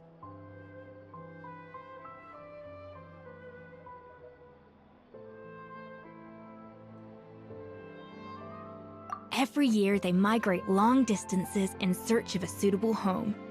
There's always one goose at the front whose job is to lead the flock. Fontaine poets often use the image of that goose to explore the ideas about leadership and genius.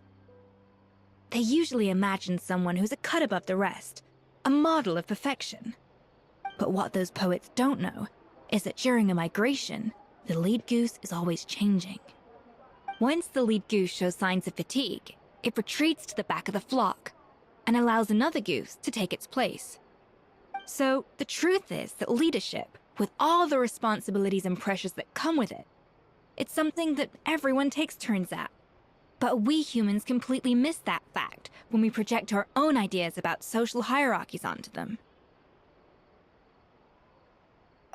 I guess what I'm saying is, I don't buy into this notion that there's some sort of gulf between normal and genius.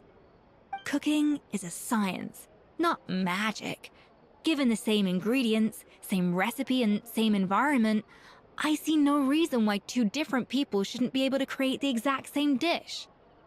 Of course, some people have a more sensitive palate than others, and some people are just born bolder or more conscientious. But these are all variables that can be accounted for with time and practice. I'd have no reason to expect so much from others if I believed that perfection can only come from the hands of a genius. The only reason I hold people to high standards is because, well, I believe they're capable of greatness.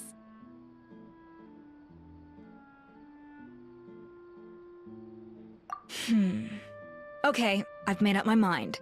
I'm gonna get to the bottom of why Savannah failed.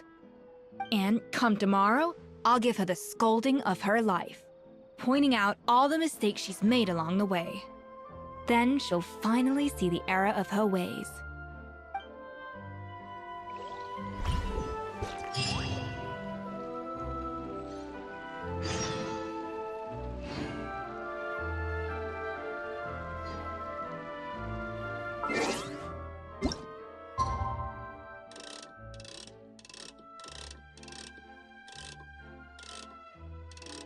Blade embraces its duty, as a jeweler cherishes their gems.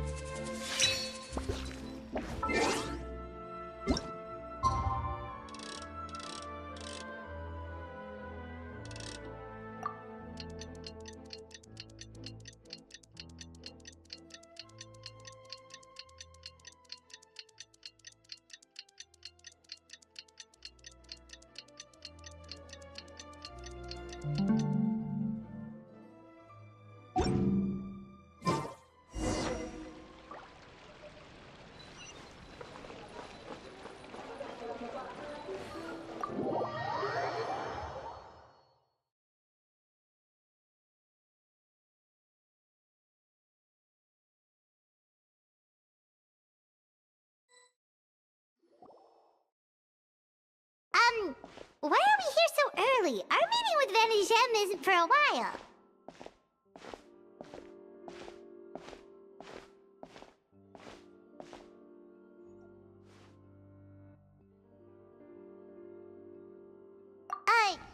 Check on her? Why? What happened? Oh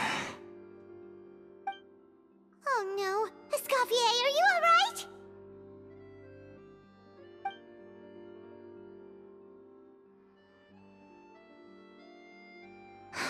I'm fine. Just need to get some more coffee in me. Huh? What happened to my coffee? Did I really drink it all?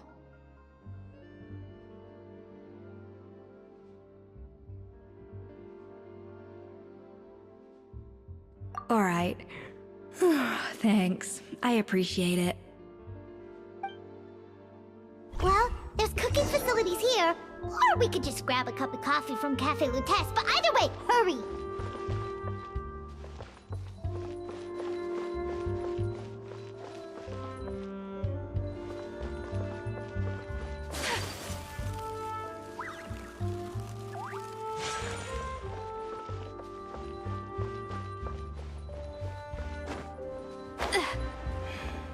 If you want tea or water, just help yourselves.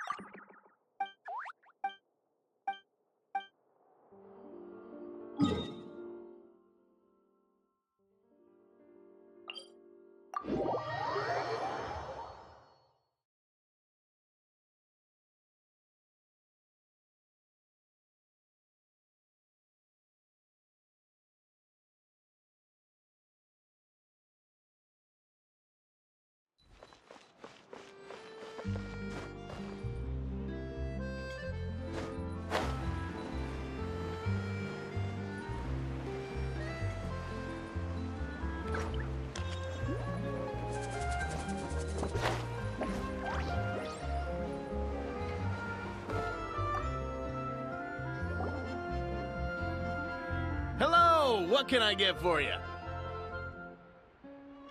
Sure thing. We're here to go. Huh? Oh, I see. First cup of the season. Yeah, I get it. Young people these days do love their little surprises.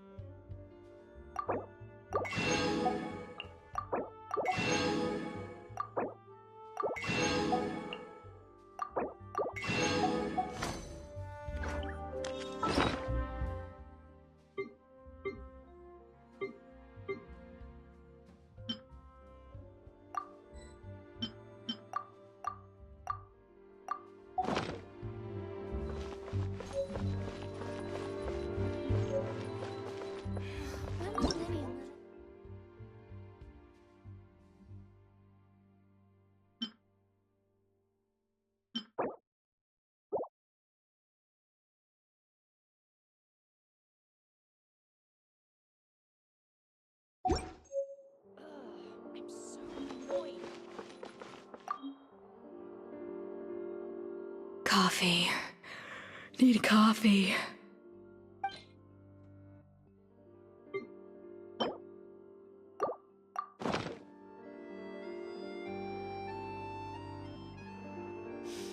I smell coffee.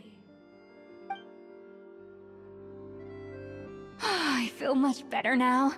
Thank you so much, Traveler in Paimon. Glad to hear it, but make sure to catch up on your sleep when you get the chance.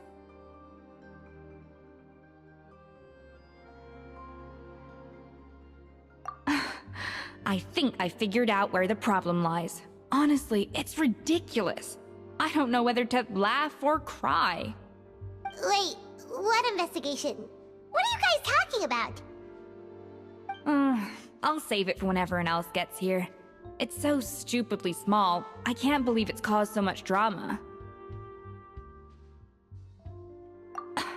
Yes, except my failures were stepping stones to success.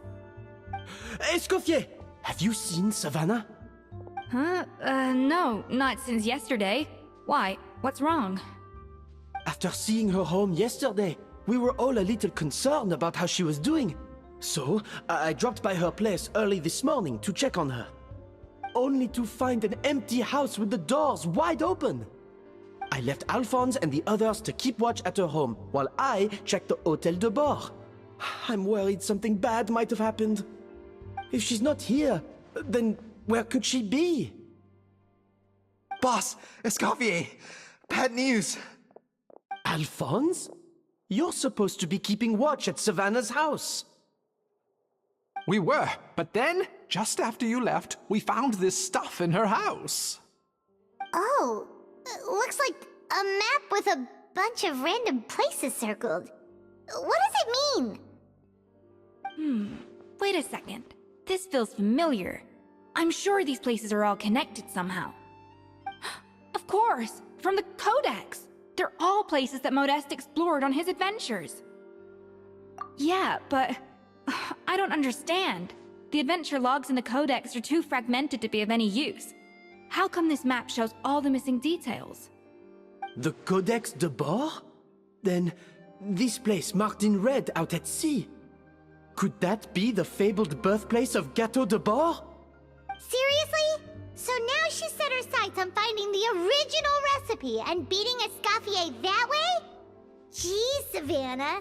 Anything to overcome a Gâteau plateau, huh? Ugh, idiot! Does she have a death wish? Those ruins are thousands of years old. Hold on, there's more.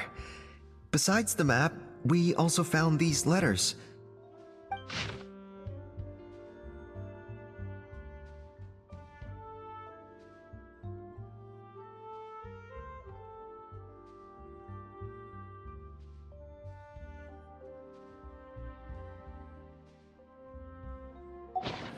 It was you.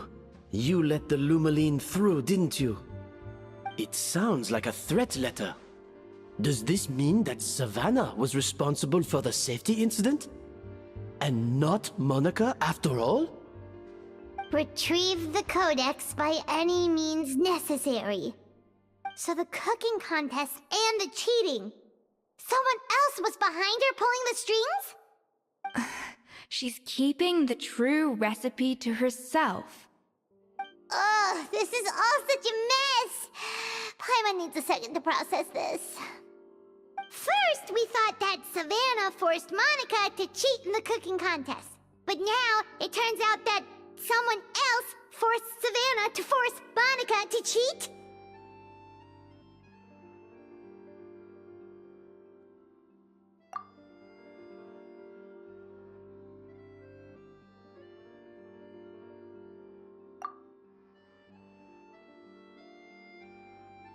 You're finally here.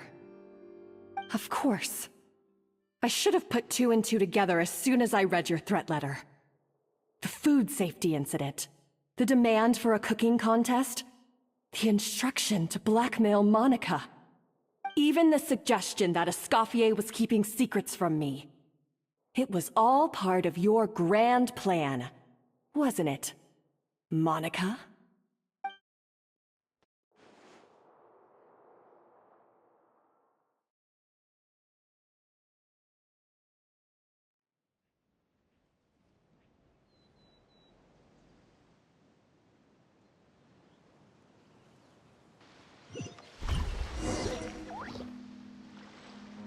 We should be getting close to the spot marked on the map. Of all the stupid things she's done, this really takes the cake. The moment we find her, I'm gonna curse the living daylights out of her.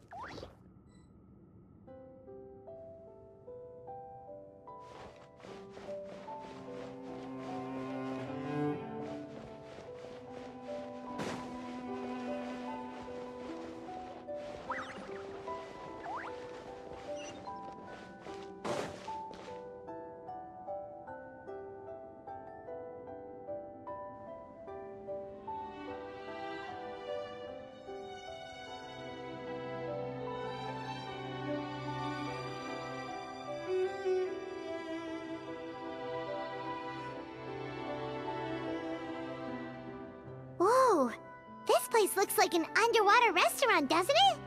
Suddenly, the idea of an adventure chef finding secret ingredients makes a whole lot more sense. I think Modest's codex mentioned this place. A public bath from the time of Remoria. So yeah, definitely the kind of place that would have served food and drinks. Huh? Some blubber beasts have come to join the party? How did they get here?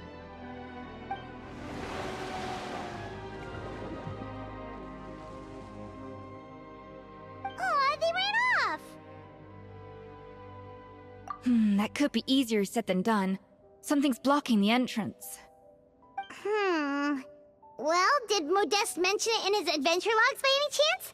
They must have gotten through somehow. Good point. Yes, that's right. It's coming back to me now. We prepared a banquet for our shy little guests, and as the food flowed away on the current, they broke into a joyous chorus, and the path opened to us. We have to feed the blubber beasts? With what? There's nothing here besides rocks, romaritime flowers, and lumitoile. See, this is why you should always bring snacks. You never know when you're gonna need them. Now we have to head all the way back to shore and grab some. There is no time for that. Romaritime flowers and lumitoile will have to do. They may not look appetizing to us, but who knows? They could be blubber beast delicacies. Wait, we're seriously gonna try this?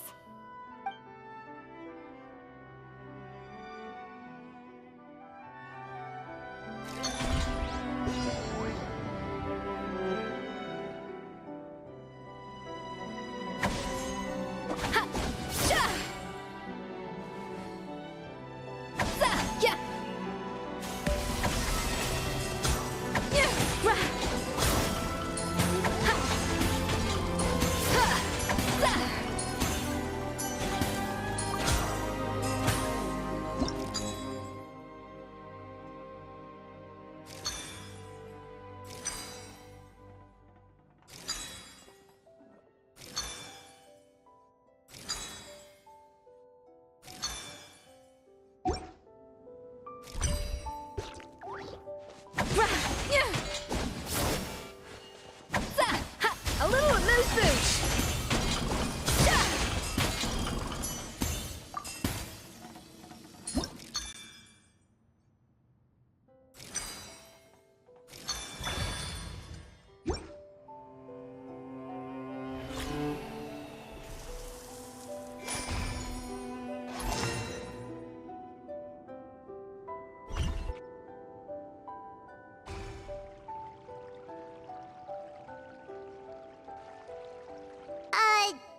Beasts or not, are we sure this stuff is edible? Trust me, they'll love it. Oh, good question. If we try to put them in the pool, we'll probably just scare them off again, and who knows how long they'll be gone. Yes, we can't afford to wait for them to double back. Oh, what was it that Modeste said again? Something about the food flowing away on the current.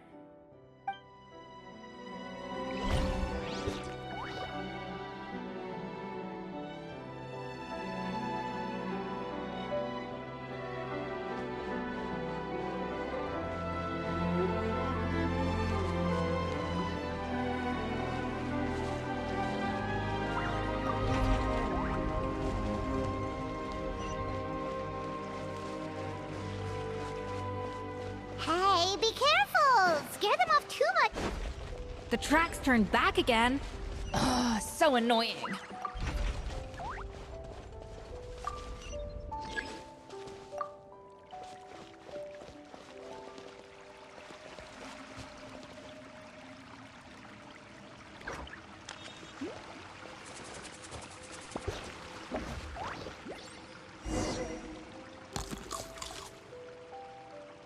Wow, it's really singing! It must taste better than Paimon thought!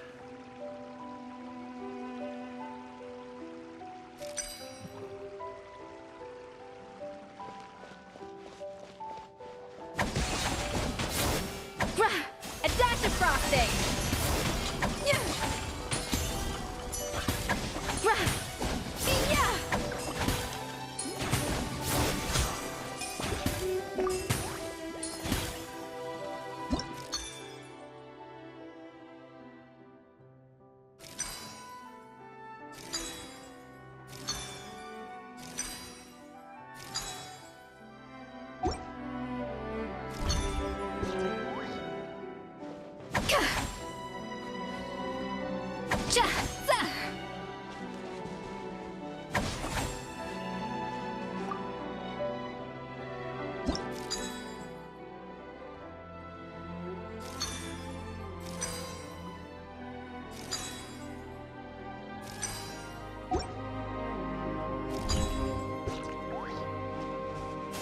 freezer!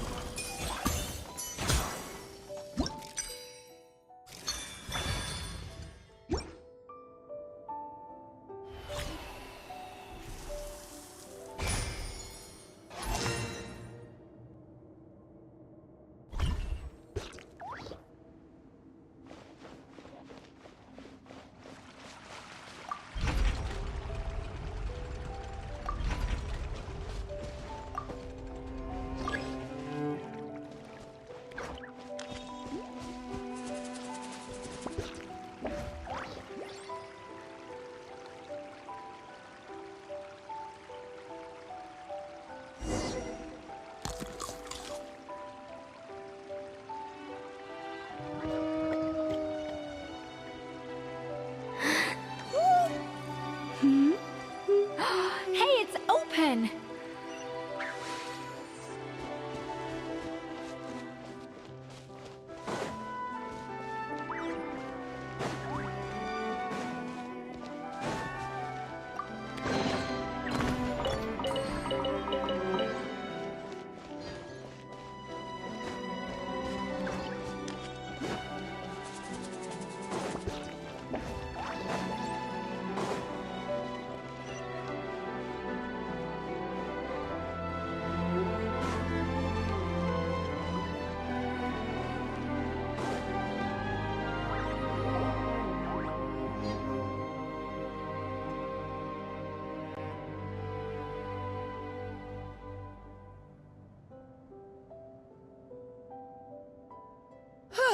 Hey, give me your water.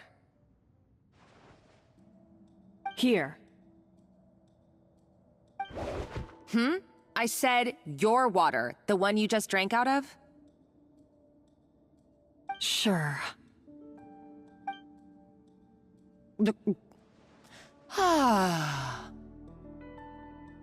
All those years slaving away under Escoffier, and then you. Today, it's finally paying off. Not only have I found the ruin that Savelli kept hidden, but I also get to boss you around like my little lapdog.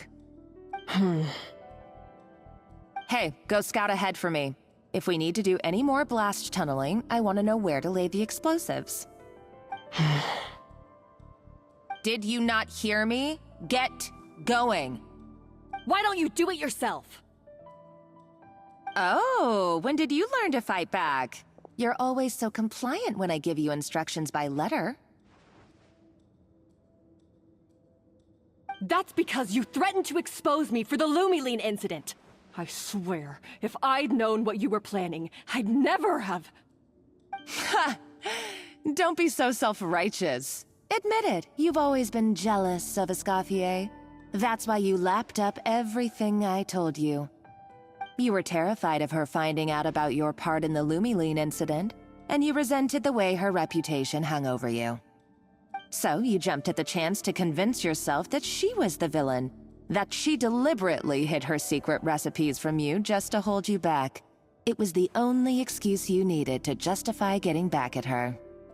First, idolization, then jealousy, suspicion, and self-deception. That's what this comes down to. It was the same story with Savelli and my ancestor. He offered Modeste his friendship only to murder him out of vanity.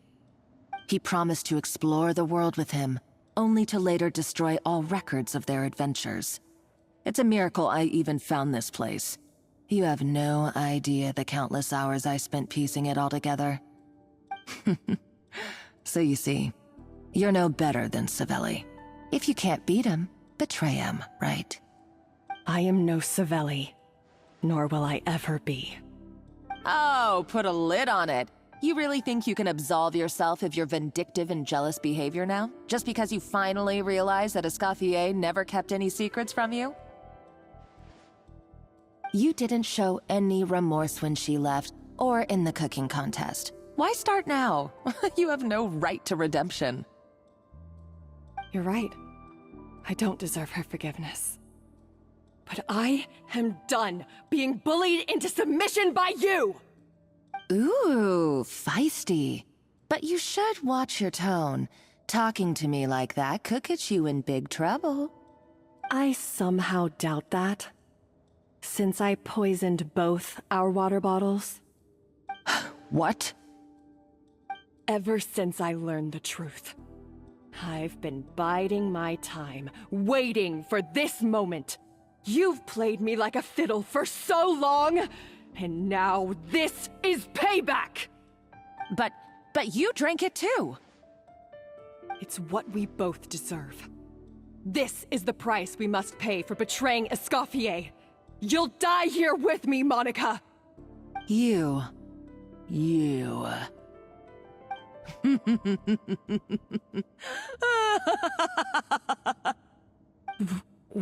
What's so funny? Oh, you're too much. I thought I'd play along for a bit just to amuse myself. You gave a very rousing performance. I saw your dumb plan a mile off. There's no poison in these bottles, just clean, fresh water. No. Revenge is a dish best served cold, you know?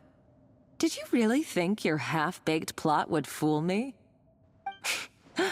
You're a lousy chef, and you make a lousy villain, too. A complete waste of space. No wonder you never amounted to anything. Everything I ever did was a failure. And now, I failed again, for the last time. Hey, why don't you try your hand at being a comedian in your next life? You got a good laugh out of me. But now the show's over. You should have just done like I asked, Savannah. All I wanted you to do was scout the ruins for me. But you had your chance, and now it's time to say goodbye. Stop right there! Let her go, Monica! We've got you surrounded! Escoffier? Ugh, looks like I'll have to keep you around for a little longer. You can't! Stay back if you want her alive! Escoffier and the Traveler. I can't take you both on in combat, but if you so much as flinch, I can end Savannah's life in a heartbeat. Monica, what are you hoping to achieve by this? You're about to commit murder, and for what? A recipe? A recipe? You chefs are all blinded by your myopic focus on kitchen affairs. Well, some of us actually have bigger fish to fry. Modeste had a secret. The truth behind his so-called genius, the je ne sais quoi factor in his Gâteau de Bourg, and it's right here in these ruins. Are you serious? You're here because of a Gâteau de Bourg obsession? You've gone completely mad! I couldn't care less about the cake itself. No, the real treasure is the secret ingredient that Modeste sourced from these ruins. He and Savelli were fools. A priceless treasure of Remoria in the palms of their hands, and they thought, ooh, this would go great in our cake mix. We're talking about a powerful stimulant that also sharpens the senses. That's no cooking ingredient. It's a groundbreaking drug. That's right, I've done my research. It was a drug that Remoria developed for their war machine.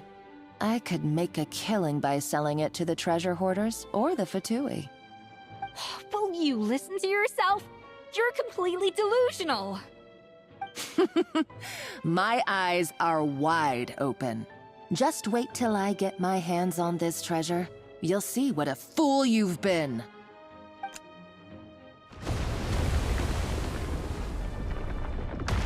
Wait, what's that sound? Just when I thought she couldn't get any crazier. She's lucky the whole place didn't collapse. Uh-oh, Savannah's gone too! Monica must have taken her. Oh, what a coward. She's only taken her hostage because she knows that she's no match for you.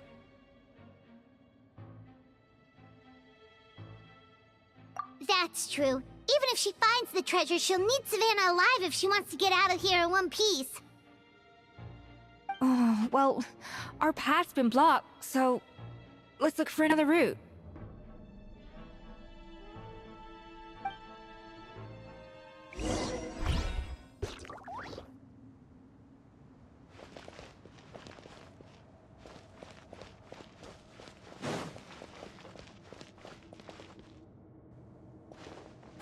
The water looks pretty deep here. Maybe it leads somewhere.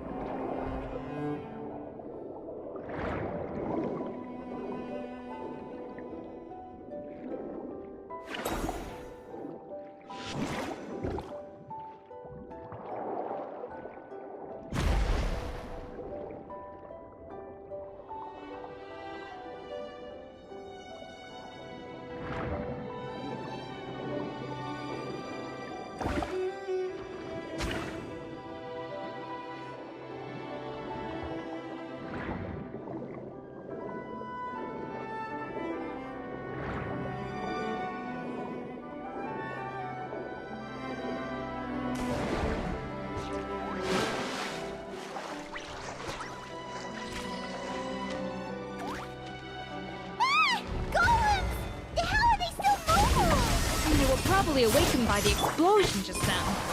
Alright, Knife Code 101. Time for some rough chopping.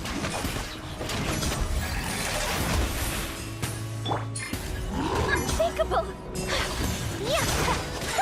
My apologies!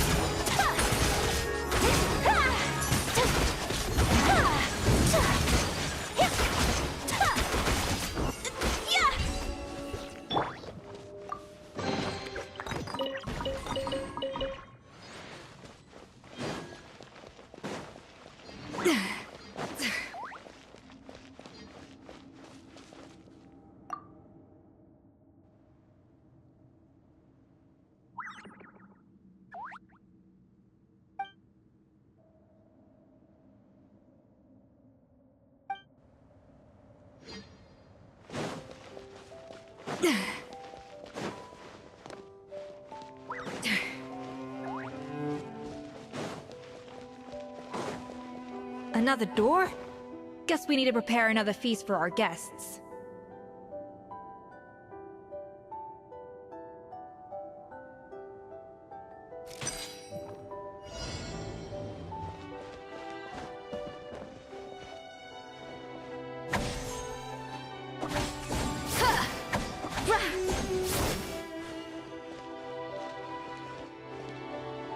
Adaptive frosting!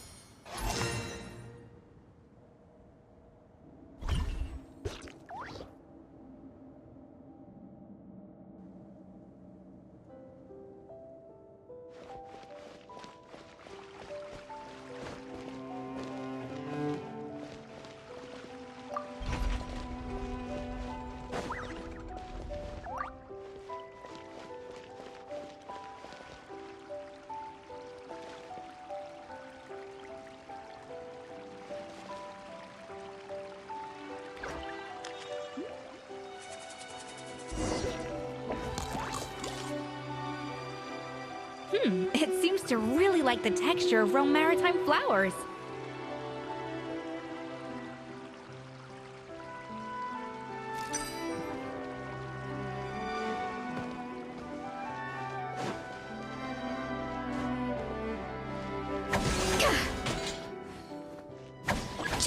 A little amuse-bouche! Yeah! Ha! Sha!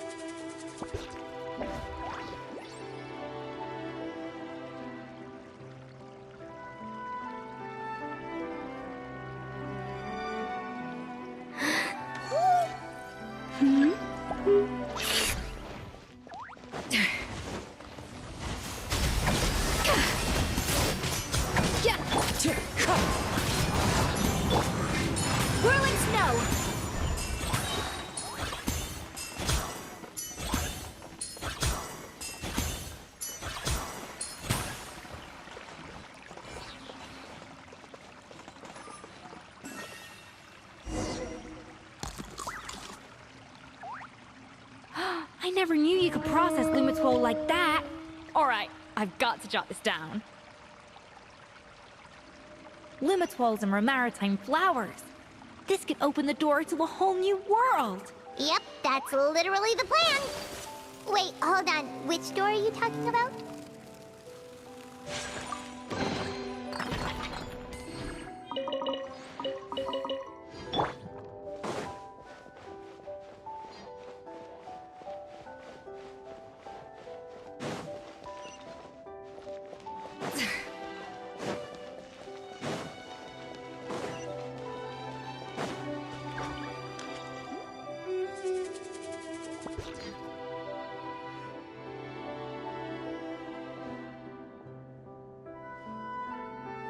That's strange. These don't look Romorian to me. More like last century Fontaine.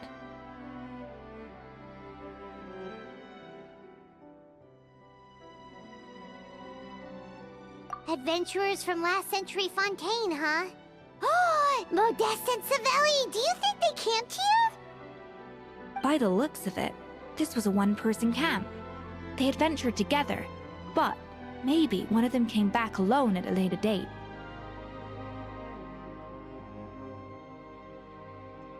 Huh, you really think so? Trust our adventurers' instincts. We're pros at this stuff, just like you're a pro in the kitchen.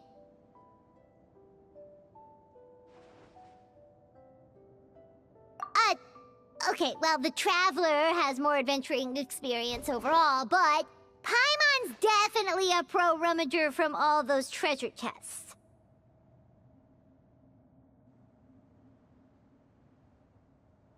Darn it! Paimon was just about to show off her rummaging skills! Huh, no kidding. Are all adventurers so obsessed with journaling? I mean, I guess I take a lot of notes when I'm cooking as well, but I thought that was just me.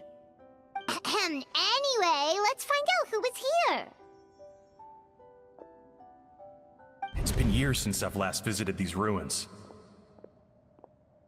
It's exactly the way I remember it. This place probably hasn't changed in millennia. Sadly, up above, on dry land, everything has changed. The treasure of Remoria. That's what we used to call it. Modeste was right about its potential. It turned Gateau de Boer into a national sensation. Our limited stock of the substance meant that the Gateau could only be produced on a small scale, but this only drove up the popularity all the more. Modeste was right about that too. He predicted all of it.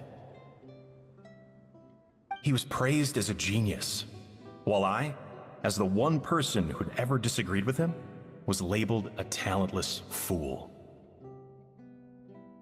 Modeste tried his best to console me, but I knew better than anyone just how great the gulf was between us. Our conversations grew scarce, and we saw less and less of each other. I didn't fight it. He had new friends and a career of his own. Why invite further disdain by inserting myself where I did not belong?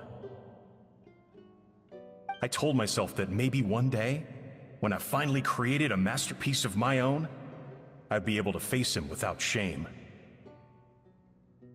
Or maybe one day, when I've put these feelings of self-loathing behind me, I'd be able to ask him with a smile on my face, how about we go on one more adventure, for old time's sake? Unfortunately, that day will never come. So it was Savelli. From the sounds of it, he came back after Modeste had already died. I always thought it was just a legend. But if it's true, then this must be the place where they found their secret ingredient, the birthplace of Gateau de Boer. In that case, what does that say about the death of Modeste? If it's all true, maybe Savelli really did have something to do with it. The taste of Gateau de Boer has changed. Modeste was convinced of this, even though everyone swore they couldn't tell. Being the perfectionist that he was, he refused to accept even the slightest flaw in his work. He stopped all sales of the product, locked himself away in the kitchen, and worked day and night, vowing to find out where he had gone wrong. But as he baked and taste tested over and over again, he found he only strayed further and further from the original taste. It was only when he was sipping on coffee one day and realized he could not taste the bitterness that the truth finally dawned on him. What had changed was not the gâteau, but his sense of taste. The treasure of Remoria stimulates the senses, taste included, and invigorates the spirit. In the short term, it offers people the ultimate gourmet experience, but in the long term, it dulls their senses entirely. In hindsight, it made perfect sense. After all, why would a culture that sought liberation from the constraints of their bodies care for the loss of their senses? But we realized it too late. We were just too late. Over the course of his many culinary experiments, Modeste exhausted the remaining supply of the treasure of Remoria. He consumed it all himself. The finest culinary talent of his generation now faced a future in which he would never be able to taste anything ever again. Finally, in despair, he took his own life.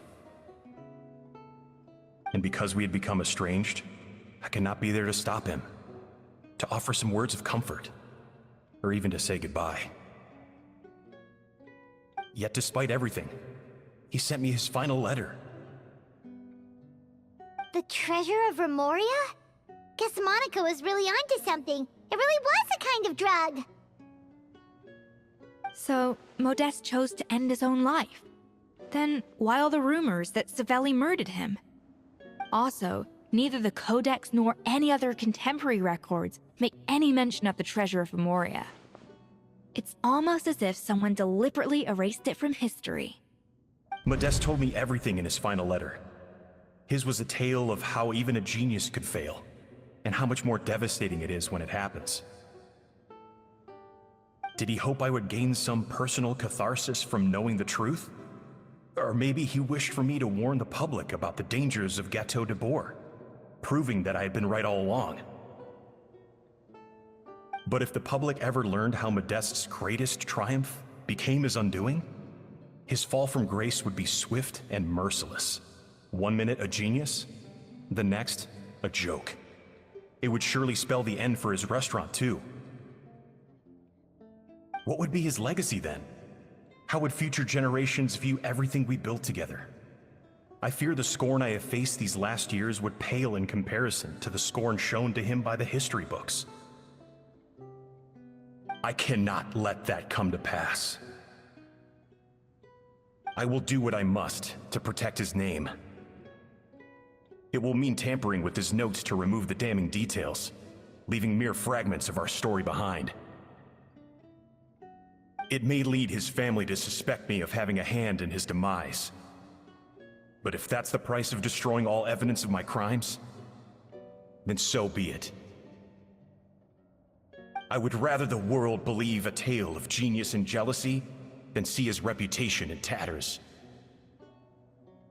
The final loose end is the evidence here, at the bottom of the sea. Huh? What's wrong? Didn't we say Savannah should be safe for now?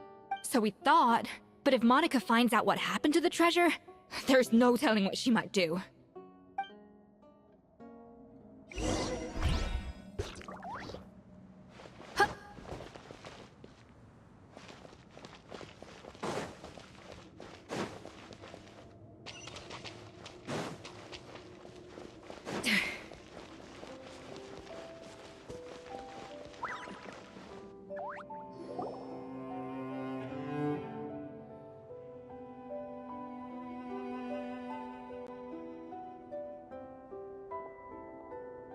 The treasure of Remoria. I have found you at last. Savelli, you tried your best to bury the truth, but you underestimated the children of Modeste. Some fragments of his diary escaped your clutches, and we have held on to them for generations. But I have to thank you too, Savannah. Without your help retrieving the Codex, and with it the last piece of the puzzle, I may never have found this place. But now, finally, the secret to Remoria's military might is within my grasp. The treasure of Remoria is mine! Oh. It's empty. It's empty! Monica? Oh, we were seconds too late. Escoffier? What's the deal with that jar? Savelli's final act! He wanted to conceal the secret of the treasure forevermore and make sure it would never harm anyone again. So he came here after his friend's death and destroyed every last shred that remained. This can't be happening! All the years I spent piecing together the truth, all my painstaking planning, all that for an empty jar? Monica, don't do anything stupid. This ruin is more dangerous than you realize. Oh, shut your pie hole! Praise be to Lord Remus. You barbarian shall be slain.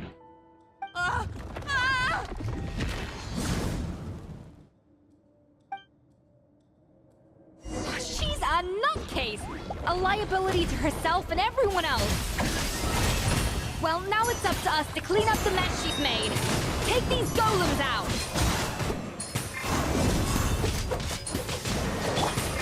Take flight!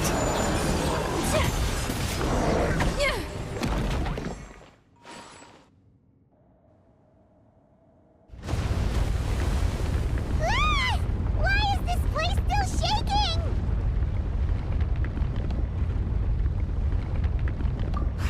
Either way, it's all her fault. Enough chit-chat. Let's get out of here, Traveler Escoffier, come on! Okay, I'm coming. Oh, no you don't. If I can't get what I want, neither will any of you. I've got nothing to show for my life's work so far. But if I can take another so-called genius down with me in my final moment, then it was all worth it. You're a psycho!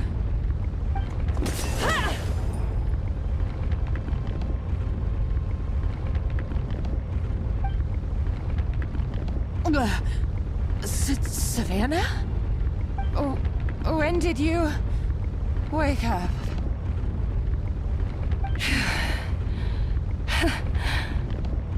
I may be a lousy chef, but it looks like I'm not a complete waste of space.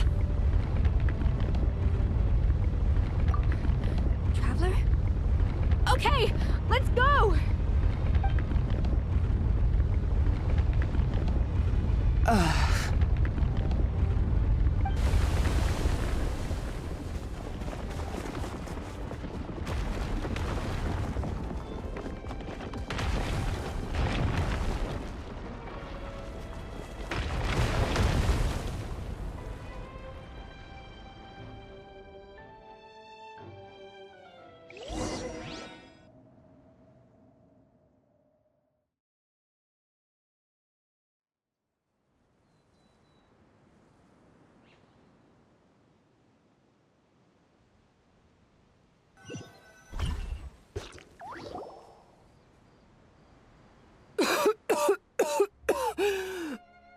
Escoffier! Savannah! Traveler! And Paimon! Venegem, what are you all doing here? What did you expect us to do? Stay at the restaurant and sit on our merry derrieres? While the Traveler and Escoffier were out here risking their lives?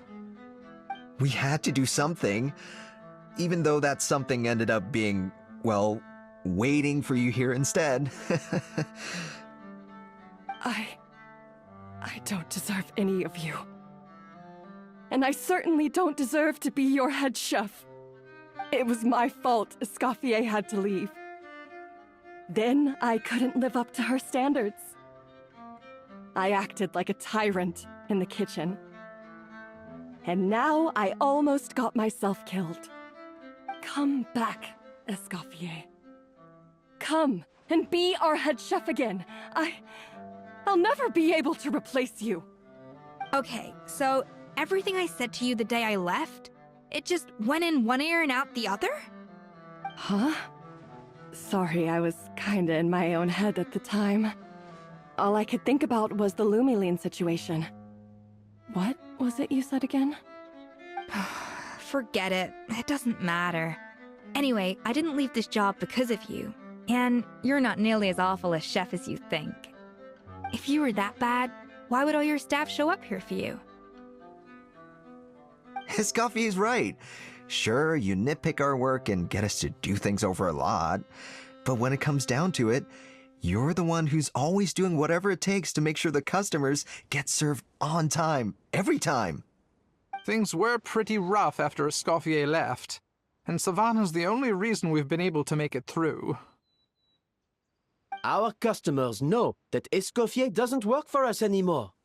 But the fact is, they keep coming back. If that's not an endorsement of your work, I don't know what is. At the end of the day, we're all human, and we all make mistakes.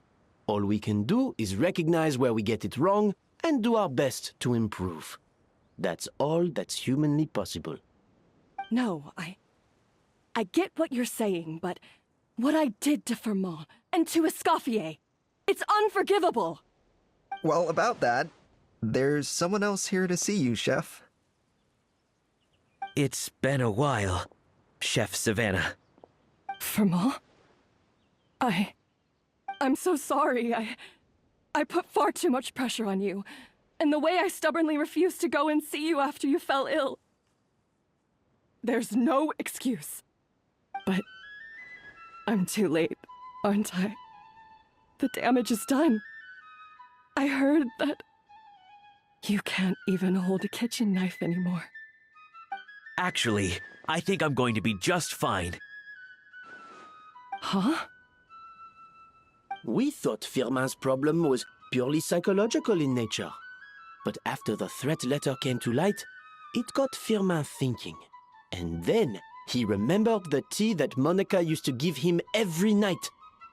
And as it turns out, she was lacing it with Lumiline the whole time. No way! Doesn't that cause nerve damage? It can. High doses pose a risk of serious nervous and sensory complications. But if you calculate the dosage carefully, you can control the extent of its effects.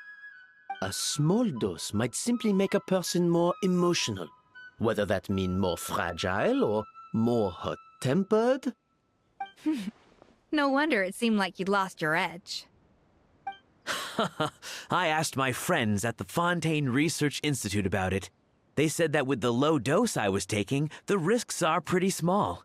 They also fixed me up with some meds and said I should recover in no time. Well, that's what happens when you give someone a little bit of hope to cling on to. There's more. We believe that Firmin was likely not Monica's only victim. You mean she poisoned me too? Oh, so that's why Savannah's been so irritable this whole time! Let's not be too quick to blame everything on the Lumiline. That stuff can only amplify what's already there. So tasty food will seem like the most delicious thing in the world, while food you don't particularly care for will become utterly revolting. So you better make sure you reflect on your behavior and apologize to every single person you've wronged. I will. I'm sorry. There's still one question that's really bugging me. Why is it that no matter what I do, my Gâteau de Bourg never tastes the same as yours? Is it just... I mean, is it because you're a genius and I'm not? It's because the heating element in your oven is broken, you silly goose. What? Huh?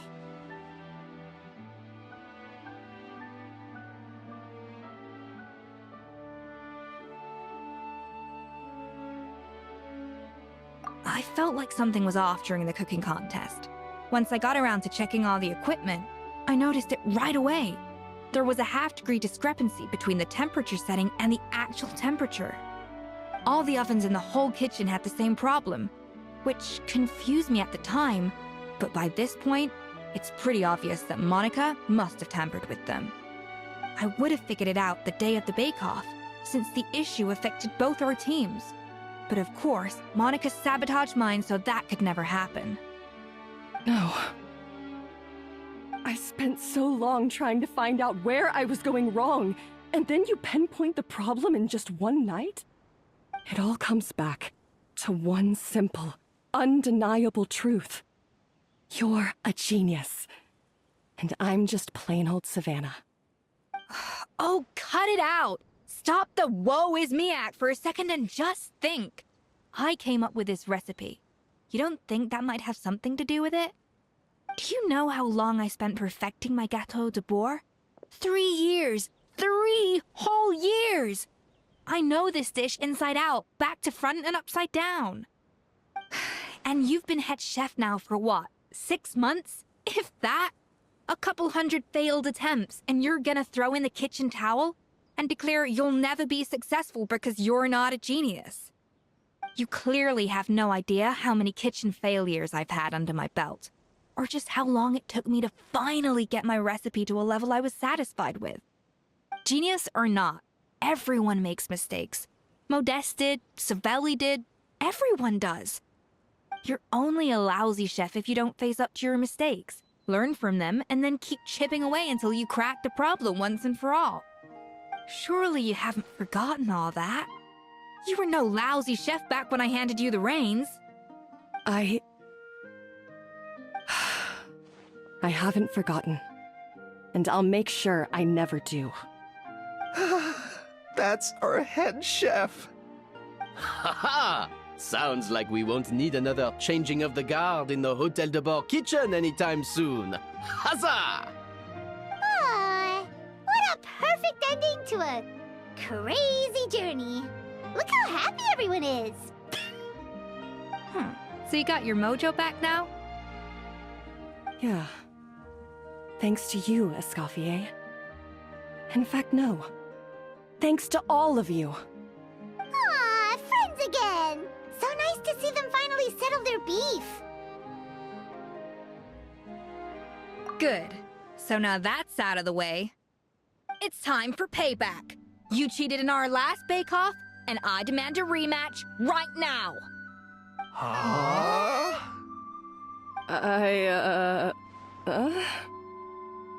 But that was mostly Monica's fault, wasn't it? Right. And also, does it have to be right now?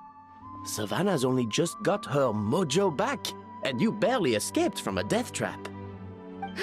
No excuses. This is a cooking contest between 2 top chefs, and nothing will stand in its way. So grab your spatula and get ready, because this rematch is happening today, right now, this instant. Hey, so, this whole time you were salty about losing? The second cooking contest commences now! This time, no more games, and no holding back!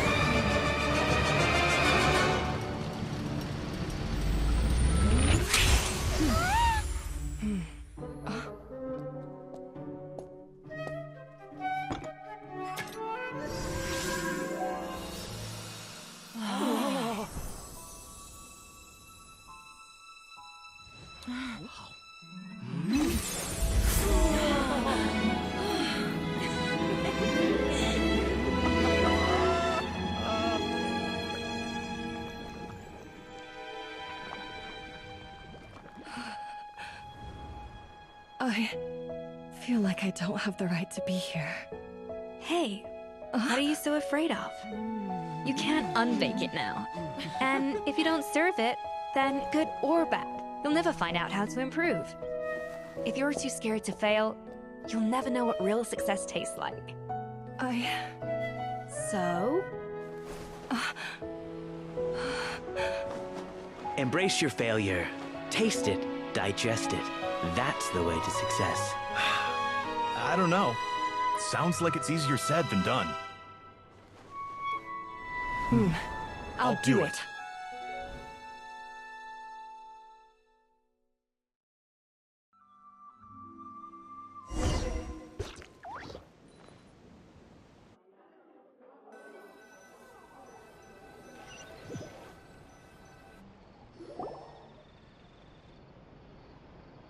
The results are in! A landslide victory for Escoffier! Quite rightly, too.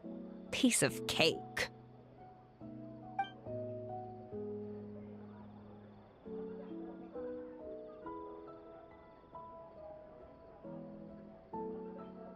Oh yeah, look at that! Savannah looks pretty chipper too, considering she lost. Now, where were we? I thought Navia would have filled you in.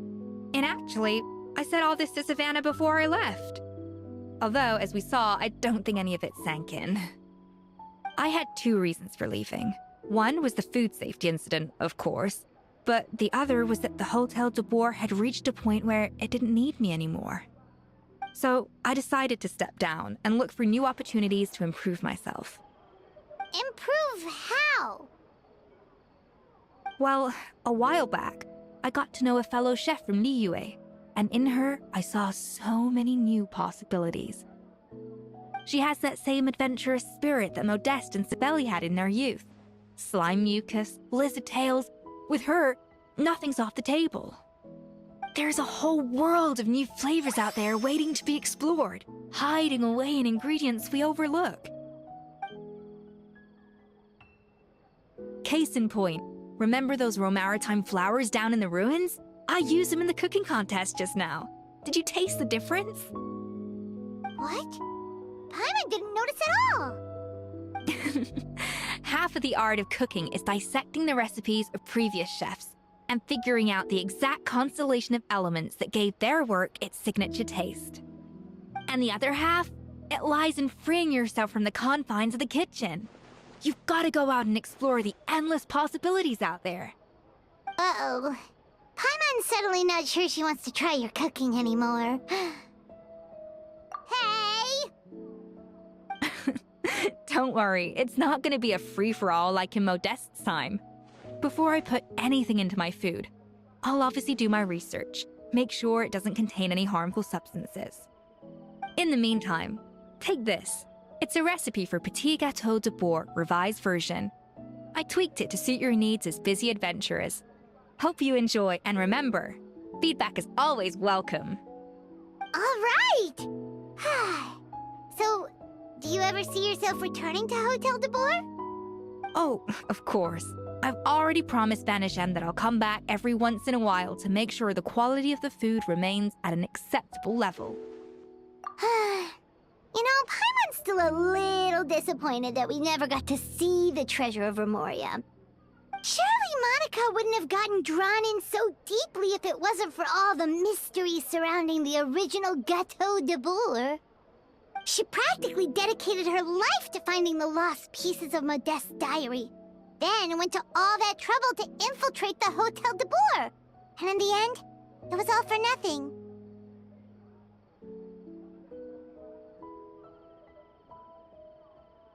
Since you mentioned the treasure, between Modeste's writings and what we saw in those ruins, I think I may have figured out the truth. The so-called treasure of Remoria was most likely a substance that the Remorians extracted from Lumitwals, better known to us as Lumiline. Huh? So then, why all the hype back in the early days of Gâteau de Boer? Don't forget, it was a very different era. We could barely even refine sugar back then, so desserts were very much in their infancy. In a world of bland food, it's no wonder that the first thing to really excite people's taste buds took the world by storm. And as for the Lumiline, it may well have been somewhat valuable in ancient times. But these days, it's just another drug from the Fontaine Research Institute. Even if Savelli hadn't destroyed it all, I doubt it would be worth that much these days.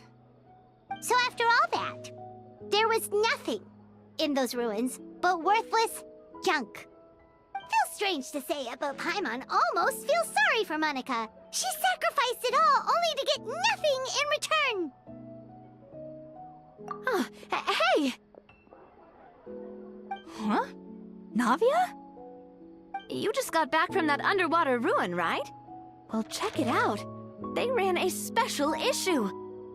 Did you see anything like this down there? Freshly unearthed from the ruins of Rumoria. A magnificent jar thought to be over 1,000 years old. Experts say it has immense artistic and historical value. It could be worth an absolute fortune. Wait! Isn't that the jar they used to hold the treasure? If only it was still in one piece. Some butterfingers must have dropped it or something. Ugh, it's such a shame.